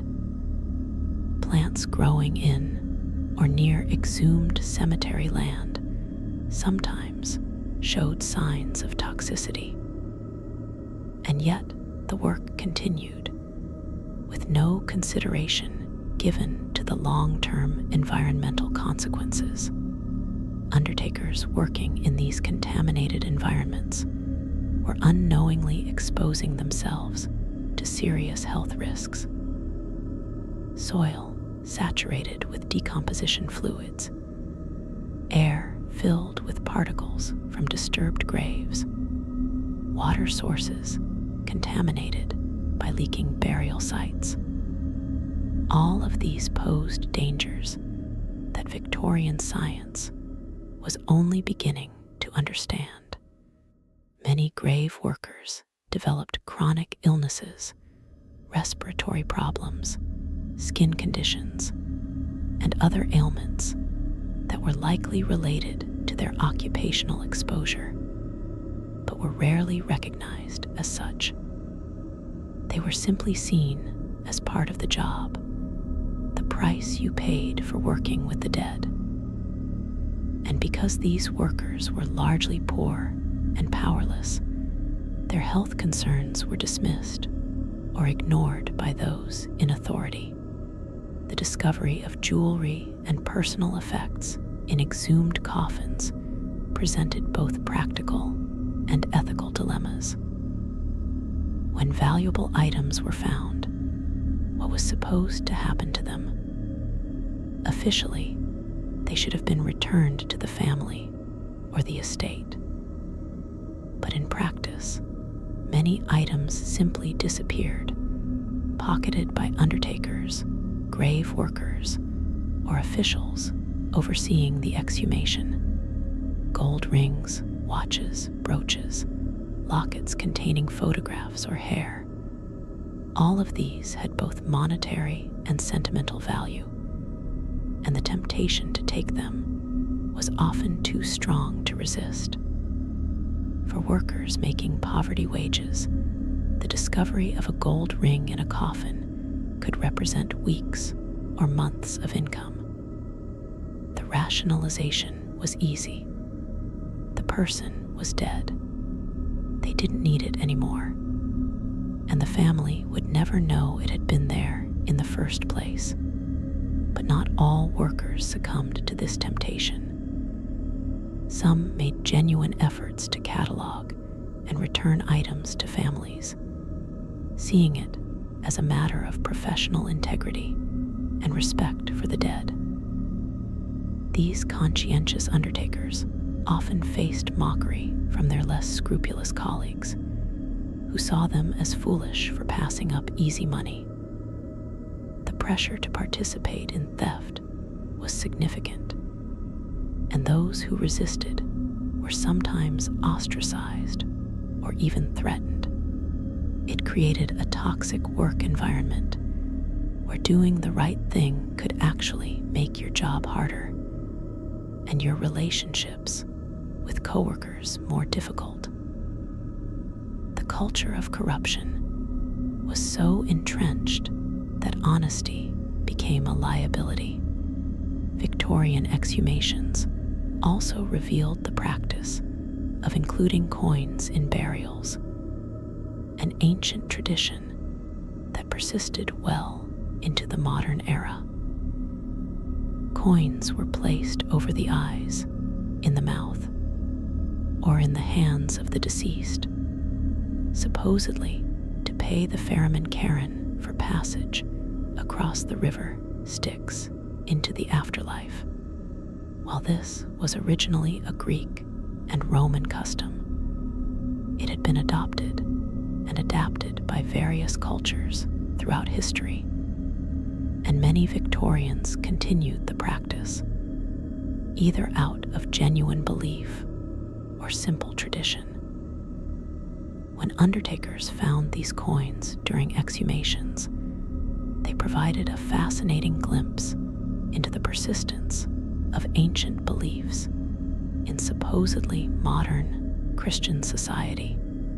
The coins themselves were often valuable, especially if they were old or made of precious metals, and they frequently disappeared into the pockets of those who found them. The types of coins found in Victorian graves varied widely and told stories about the deceased and their families.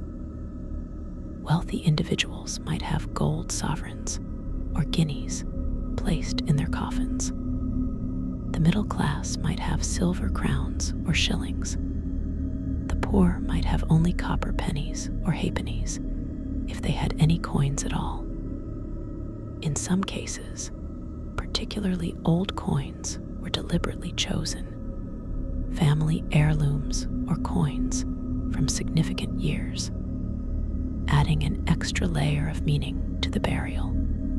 But regardless of their value or significance, these coins were vulnerable to theft during exhumation, and most families never knew they had been there, much less that they had been taken. The exhumation of war graves from various conflicts presented unique challenges and horrors. Britain had been involved in numerous wars throughout the Victorian era. The Crimean War, various colonial conflicts, the Boer Wars, and soldiers who died in these campaigns were sometimes buried far from home, in mass graves or hastily dug burial sites near battlefields. When these graves were later exhumed, either to move remains home or to create formal military cemeteries, undertakers found evidence of the brutal reality of 19th century warfare. Bodies with limbs amputated, skulls shattered by bullets or shrapnel, skeletons showing signs of multiple wounds, uniforms rotted away, but still identifiable by buttons or insignia. These military exhumations were often emotionally charged, carried out under pressure from grieving families who wanted their sons, husbands, or fathers brought home for proper burial. But identifying individual remains from mass war graves was nearly impossible. Bodies had been buried without coffins, often stripped of identifying items by scavengers or enemy forces. Decomposition had proceeded differently depending on soil conditions and climate, and in many cases, records of who had been buried were incomplete or non-existent. Undertakers did their best to sort through the remains, looking for any clues that might identify individuals, but more often than not, the best they could do was separate remains into individual skeletons and hope they were sending the right person home. The uncertainty haunted many families, the knowledge that the remains they buried with full military honors might not actually be their loved one. The psychological impact of war grave exhumations on undertakers was particularly severe. These weren't just anonymous dead. They were young men, often barely adults, who had died violently and far from home. The evidence of their deaths, the shattered bones, the remnants of uniforms, the personal effects like letters or photographs that had somehow survived, made it impossible to maintain emotional distance. Undertakers found themselves imagining the final moments of these soldiers, the fear and pain they must have experienced. And when they found particularly young victims, teenagers who had lied about their age to enlist, the tragedy hit even harder. These were boys who should have had full lives ahead of them, reduced to scattered bones in a foreign field. The exhumation of maritime disaster victims presented another category of disturbing work. The Victorian era saw numerous shipwrecks and maritime accidents, many resulting in mass casualties. Bodies recovered from the sea were often buried quickly in coastal cemeteries, sometimes without being fully identified. When these graves were later exhumed, undertakers found remains that showed the unique effects of drowning and prolonged exposure to salt water. Bones that had been leached of minerals, and were unusually brittle, evidence of marine life having fed on the bodies before they were recovered. Clothing and personal effects that had been destroyed by saltwater corrosion. These exhumations were particularly difficult because they brought back the horror of the original disaster, reminding everyone of the terror those people must have felt as their ship went down. One of the most famous maritime disasters of the Victorian era was the sinking of the SS Princess Alice on the Thames in 1878, which killed over 600 people. The mass exhumations and identifications that followed were a logistical and emotional nightmare. Bodies were pulled from the River Days, and weeks after the accident, in various states of decomposition, temporary morgues were set up where families could try to identify their loved ones, a traumatic process that many found overwhelming. Eventually, the dead were buried in mass graves, but the trauma of the disaster lingered. When any of these graves were later disturbed for any reason, it reopened old wounds and brought back memories of that terrible day. Victorian exhumations also uncovered evidence of medical malpractice and surgical experimentation. In an era when anesthesia was still relatively new and surgical techniques were primitive by modern standards, many people died from complications of medical procedures. When bodies of surgical patients were exhumed, undertakers sometimes found evidence of procedures that had gone horribly wrong, bones showing signs of crude amputations that had been performed too close to major joints, resulting in massive infections.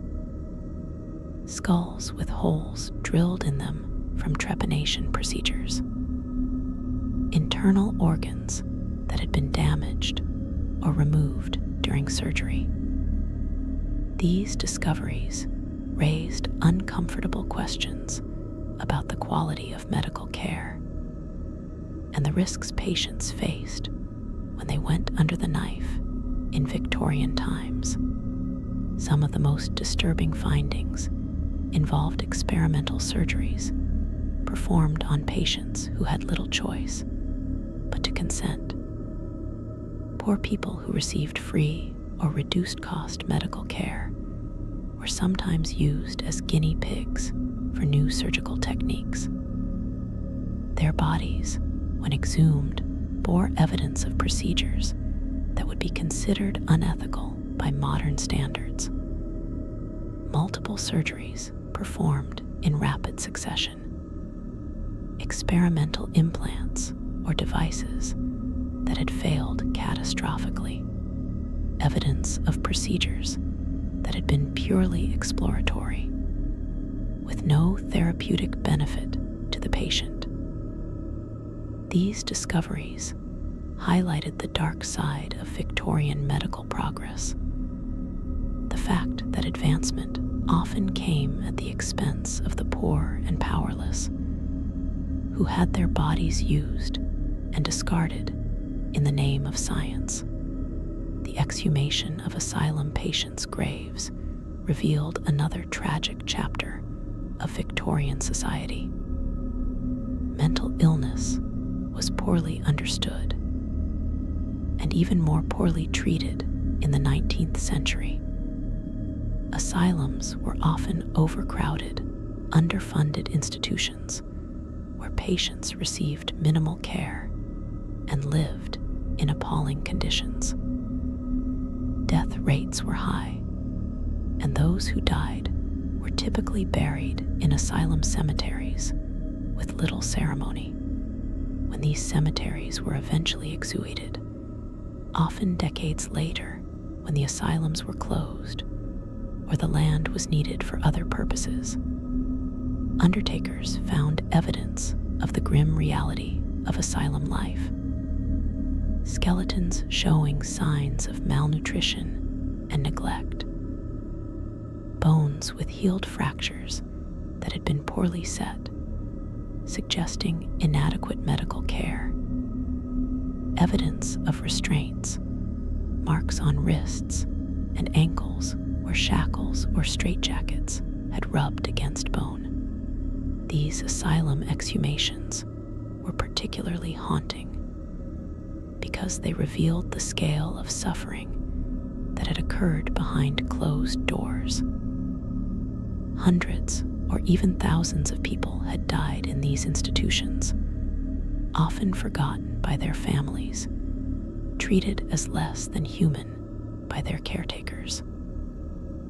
Their graves were unmarked or minimally marked, their identities sometimes lost entirely. When undertakers dug up these burial grounds, they were confronting not just individual tragedies, but systemic failures of care and compassion. The work was emotionally exhausting, and many undertakers reported feeling haunted by these particular exhumations long after they were completed.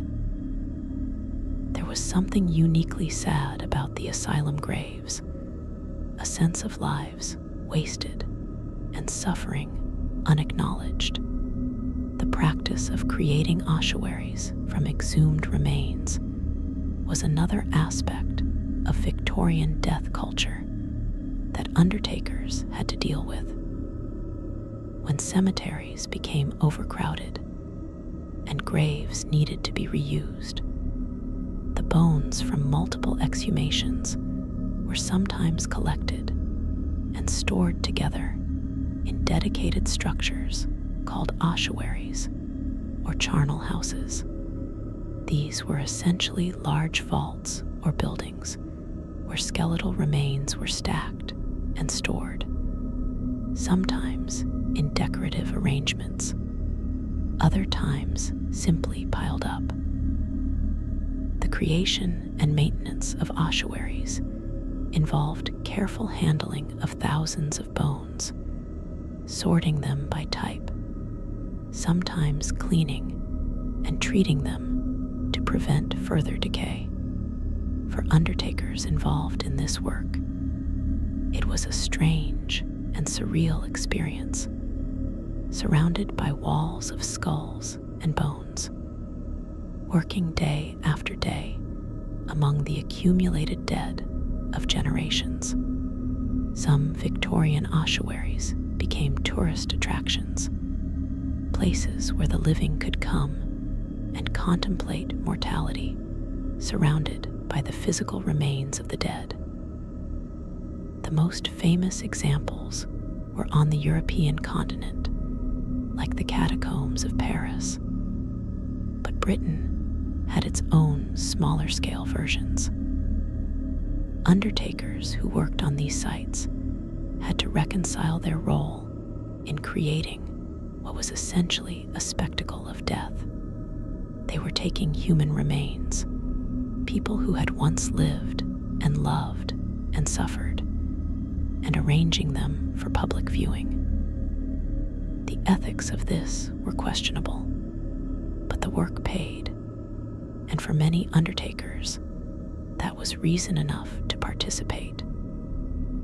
Still, the experience of handling so many bones, of being surrounded by such concentrated evidence of mortality, had a profound psychological impact.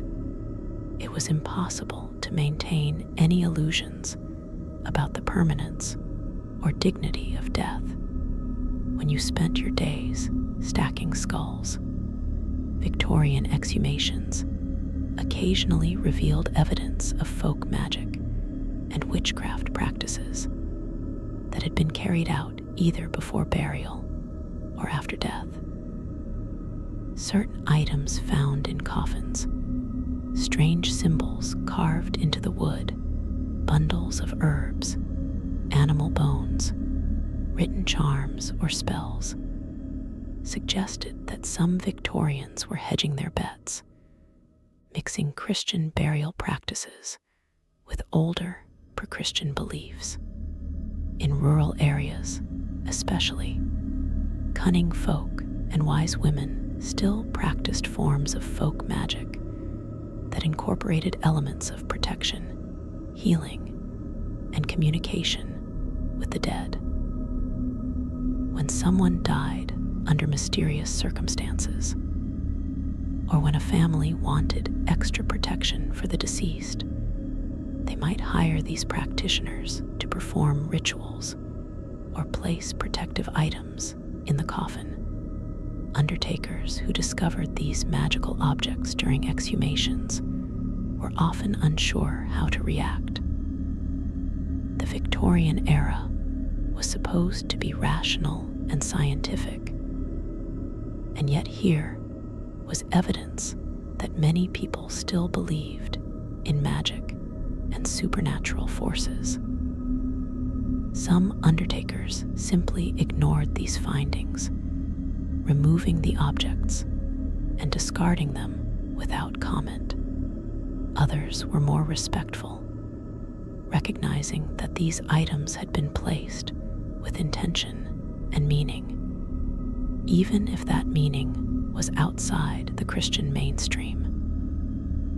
And a few undertakers were themselves believers in folk magic, and they treated these discoveries with superstitious care, worried that disturbing them might bring bad luck, or worse.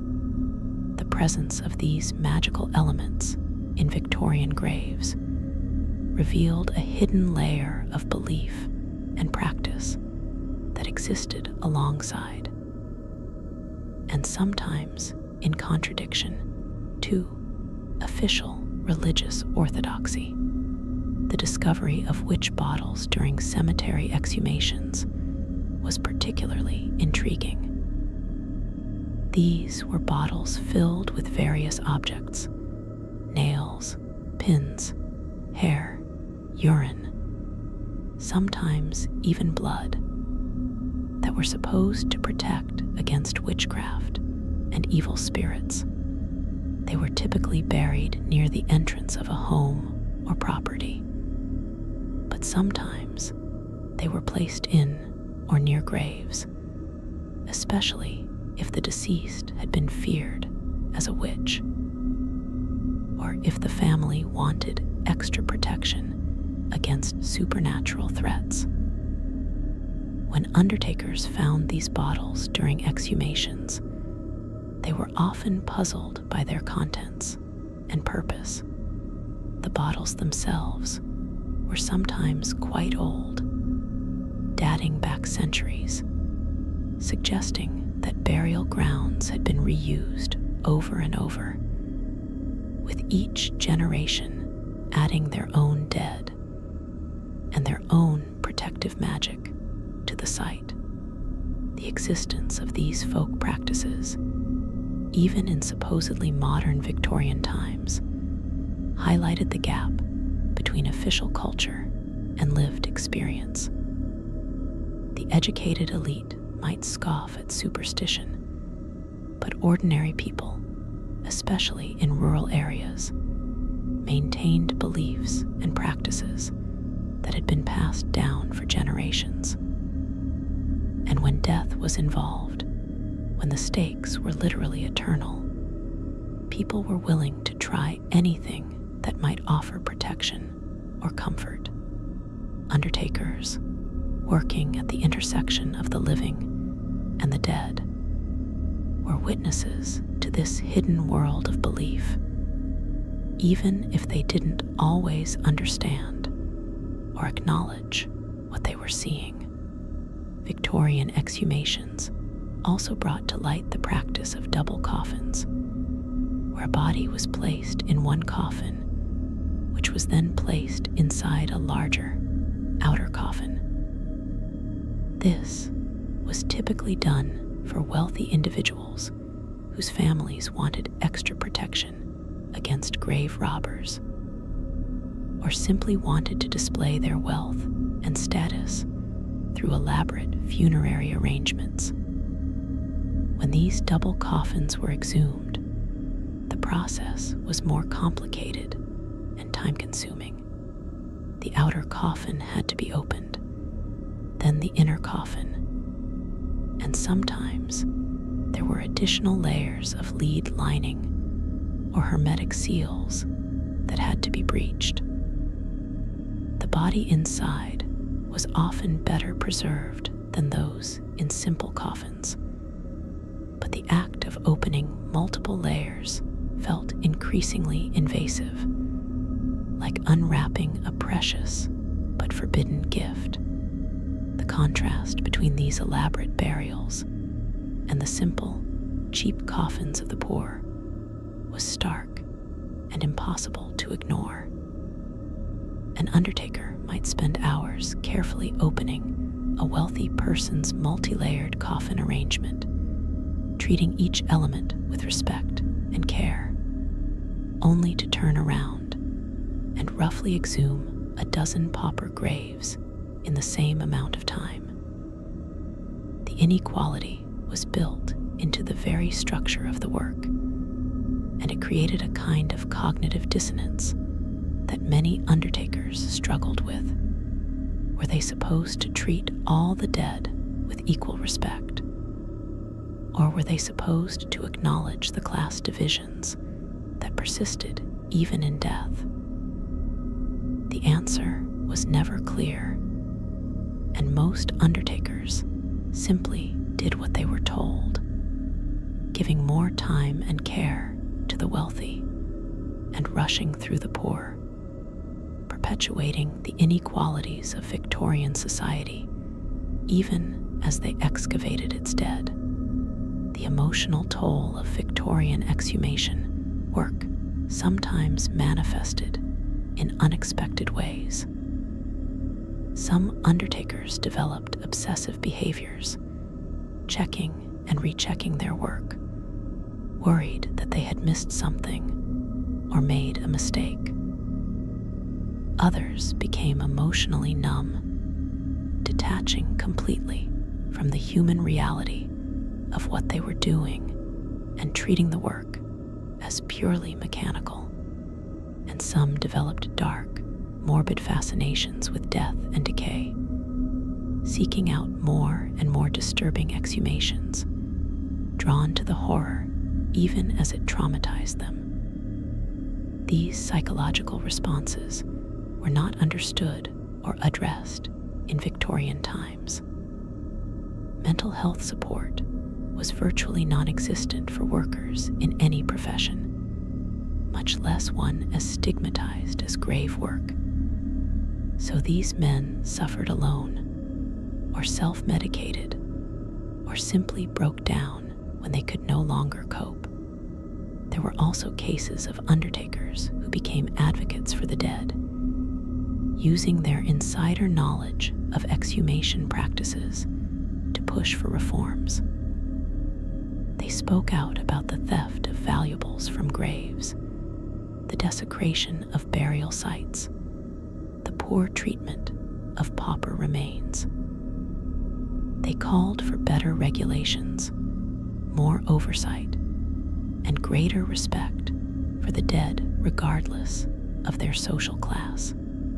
These reformers faced significant pushback from colleagues who didn't want increased scrutiny, and from authorities who were comfortable with the status quo. But their efforts did lead to some improvements over time.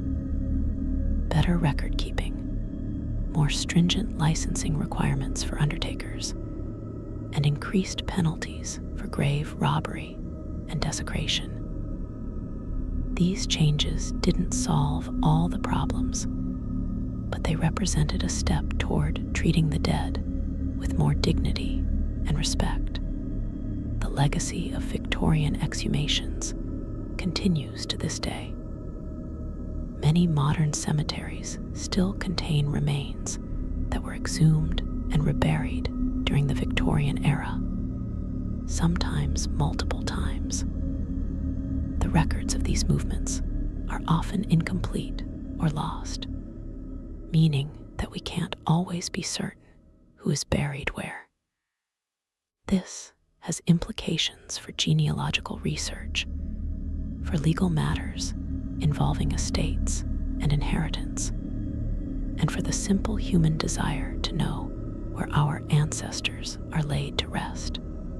The Victorian practice of overcrowding graves, of reusing burial plots, and of conducting frequent exhumations created a tangle of remains that may never be fully sorted out. In a sense, the chaos and confusion of Victorian death culture has been permanently embedded in the burial grounds of that era.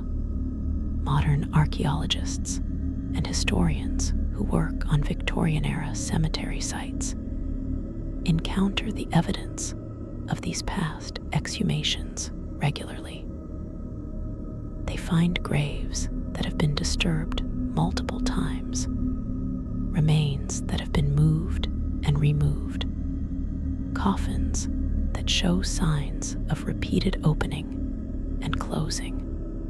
These discoveries provide valuable insights into Victorian death practices and social structures, but they also raise ethical questions about whether we should be disturbing these graves yet again, even in the name of research and education.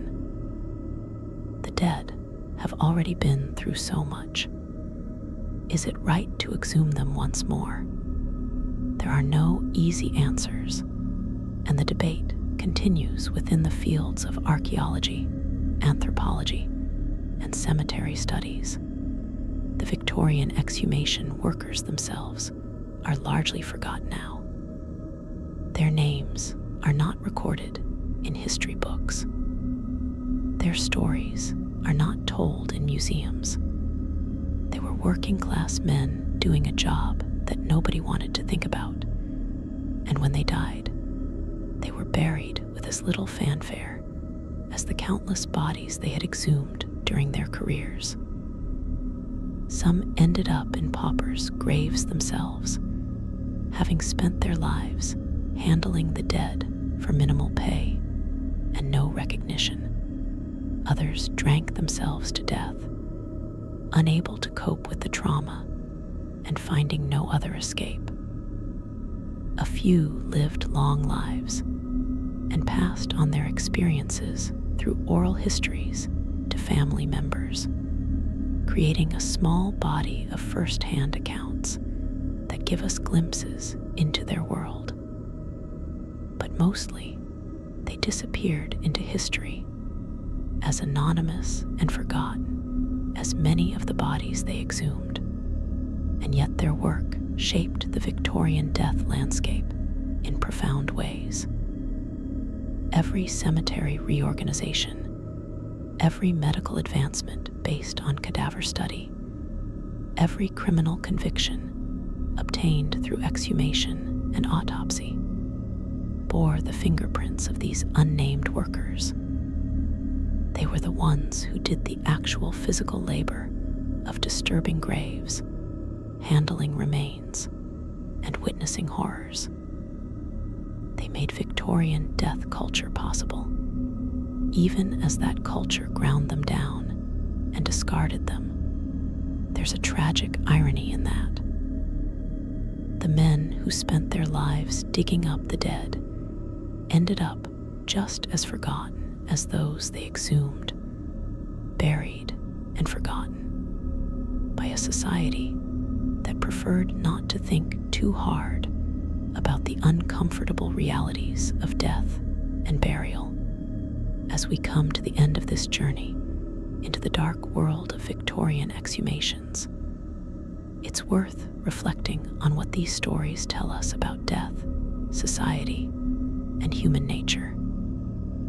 The Victorians were obsessed with death in a way that can seem alien to modern sensibilities.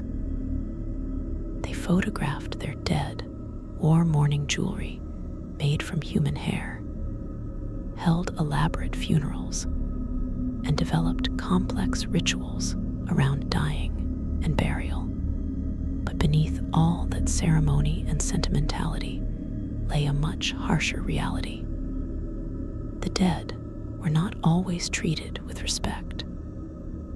Graves were robbed, bodies were desecrated, and the poor were discarded in mass burial sites with no dignity whatsoever.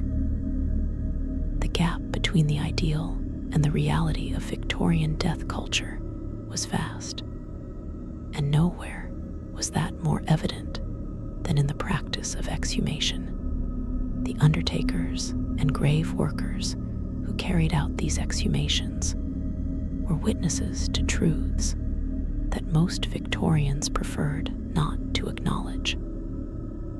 They saw what actually happened to bodies after burial. They discovered evidence of premature burial, of grave robbery, of inequality that persisted even in death. They handled the physical reality of decomposition and decay, the end result of all that Victorian sentimentality and ceremony.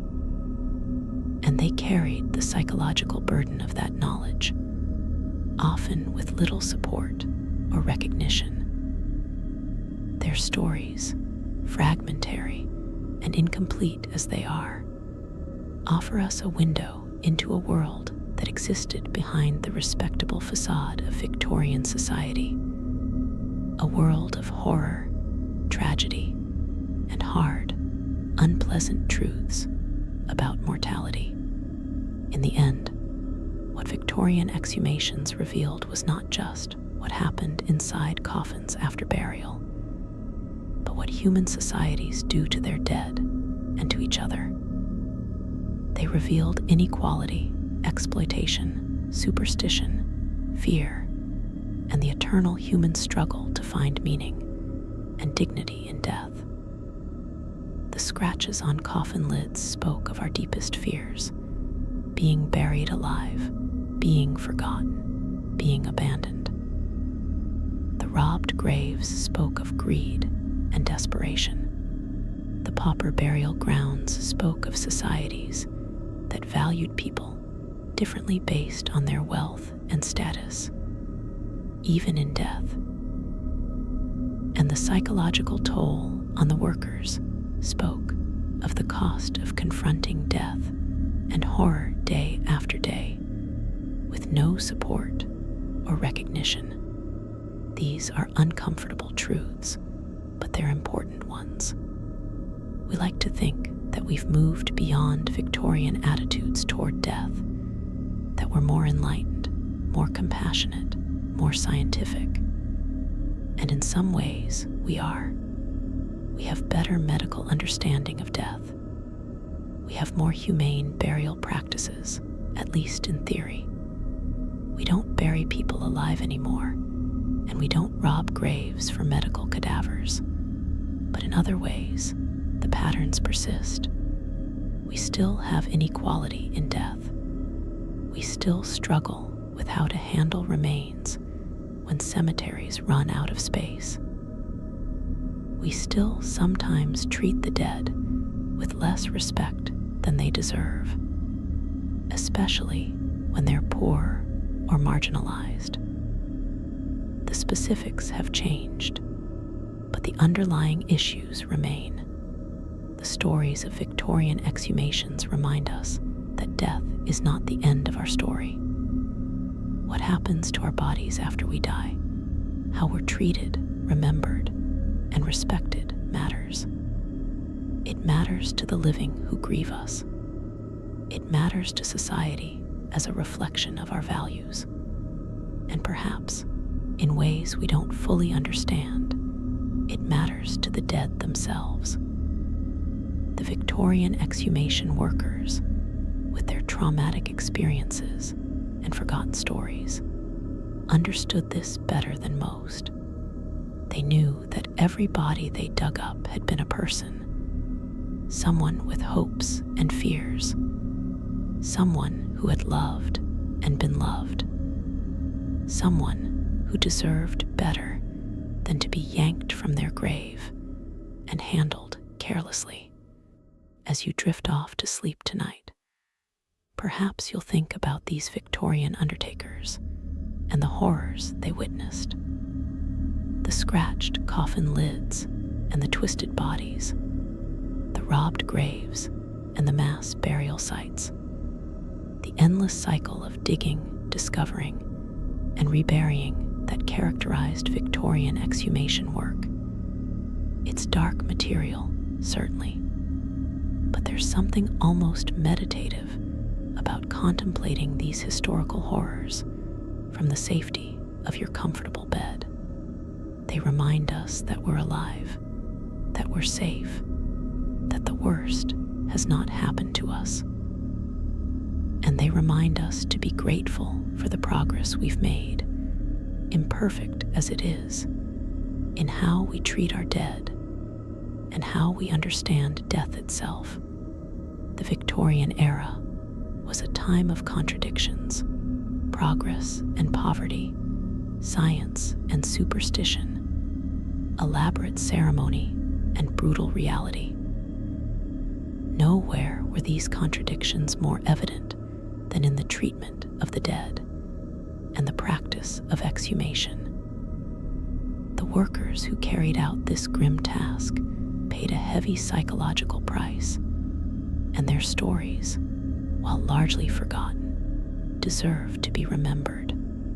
They witnessed the truth behind Victorian death culture, and they carried that burden so that the rest of society didn't have to. In remembering them, we honor not just their work, but all those whose labor and suffering remain invisible. The countless people throughout history who did the difficult, dirty, and traumatic jobs that kept society functioning, even as it broke them in the process. So as you close your eyes and let sleep take you, take a moment to think about those Victorian grave workers, trudging through muddy cemeteries in the fog and rain, shovels in hand, preparing to open yet another coffin and confront yet another horror. Think about their strength and their suffering. Think about the dead they disturbed and the stories those exhumations revealed, and perhaps say a quiet thanks that you live in a time and place where your final rest is unlikely to be disturbed, where the dead are generally left in peace, and where the horrors of Victorian exhumations are, for most of us, just stories to help us drift off to sleep. Rest well, knowing that the dark lullabies of history, as disturbing as they are, have already been sung. The graves have been opened and closed. The dead have told their tales, and now it's time for you to rest, undisturbed, in the peace that those Victorian souls never quite found.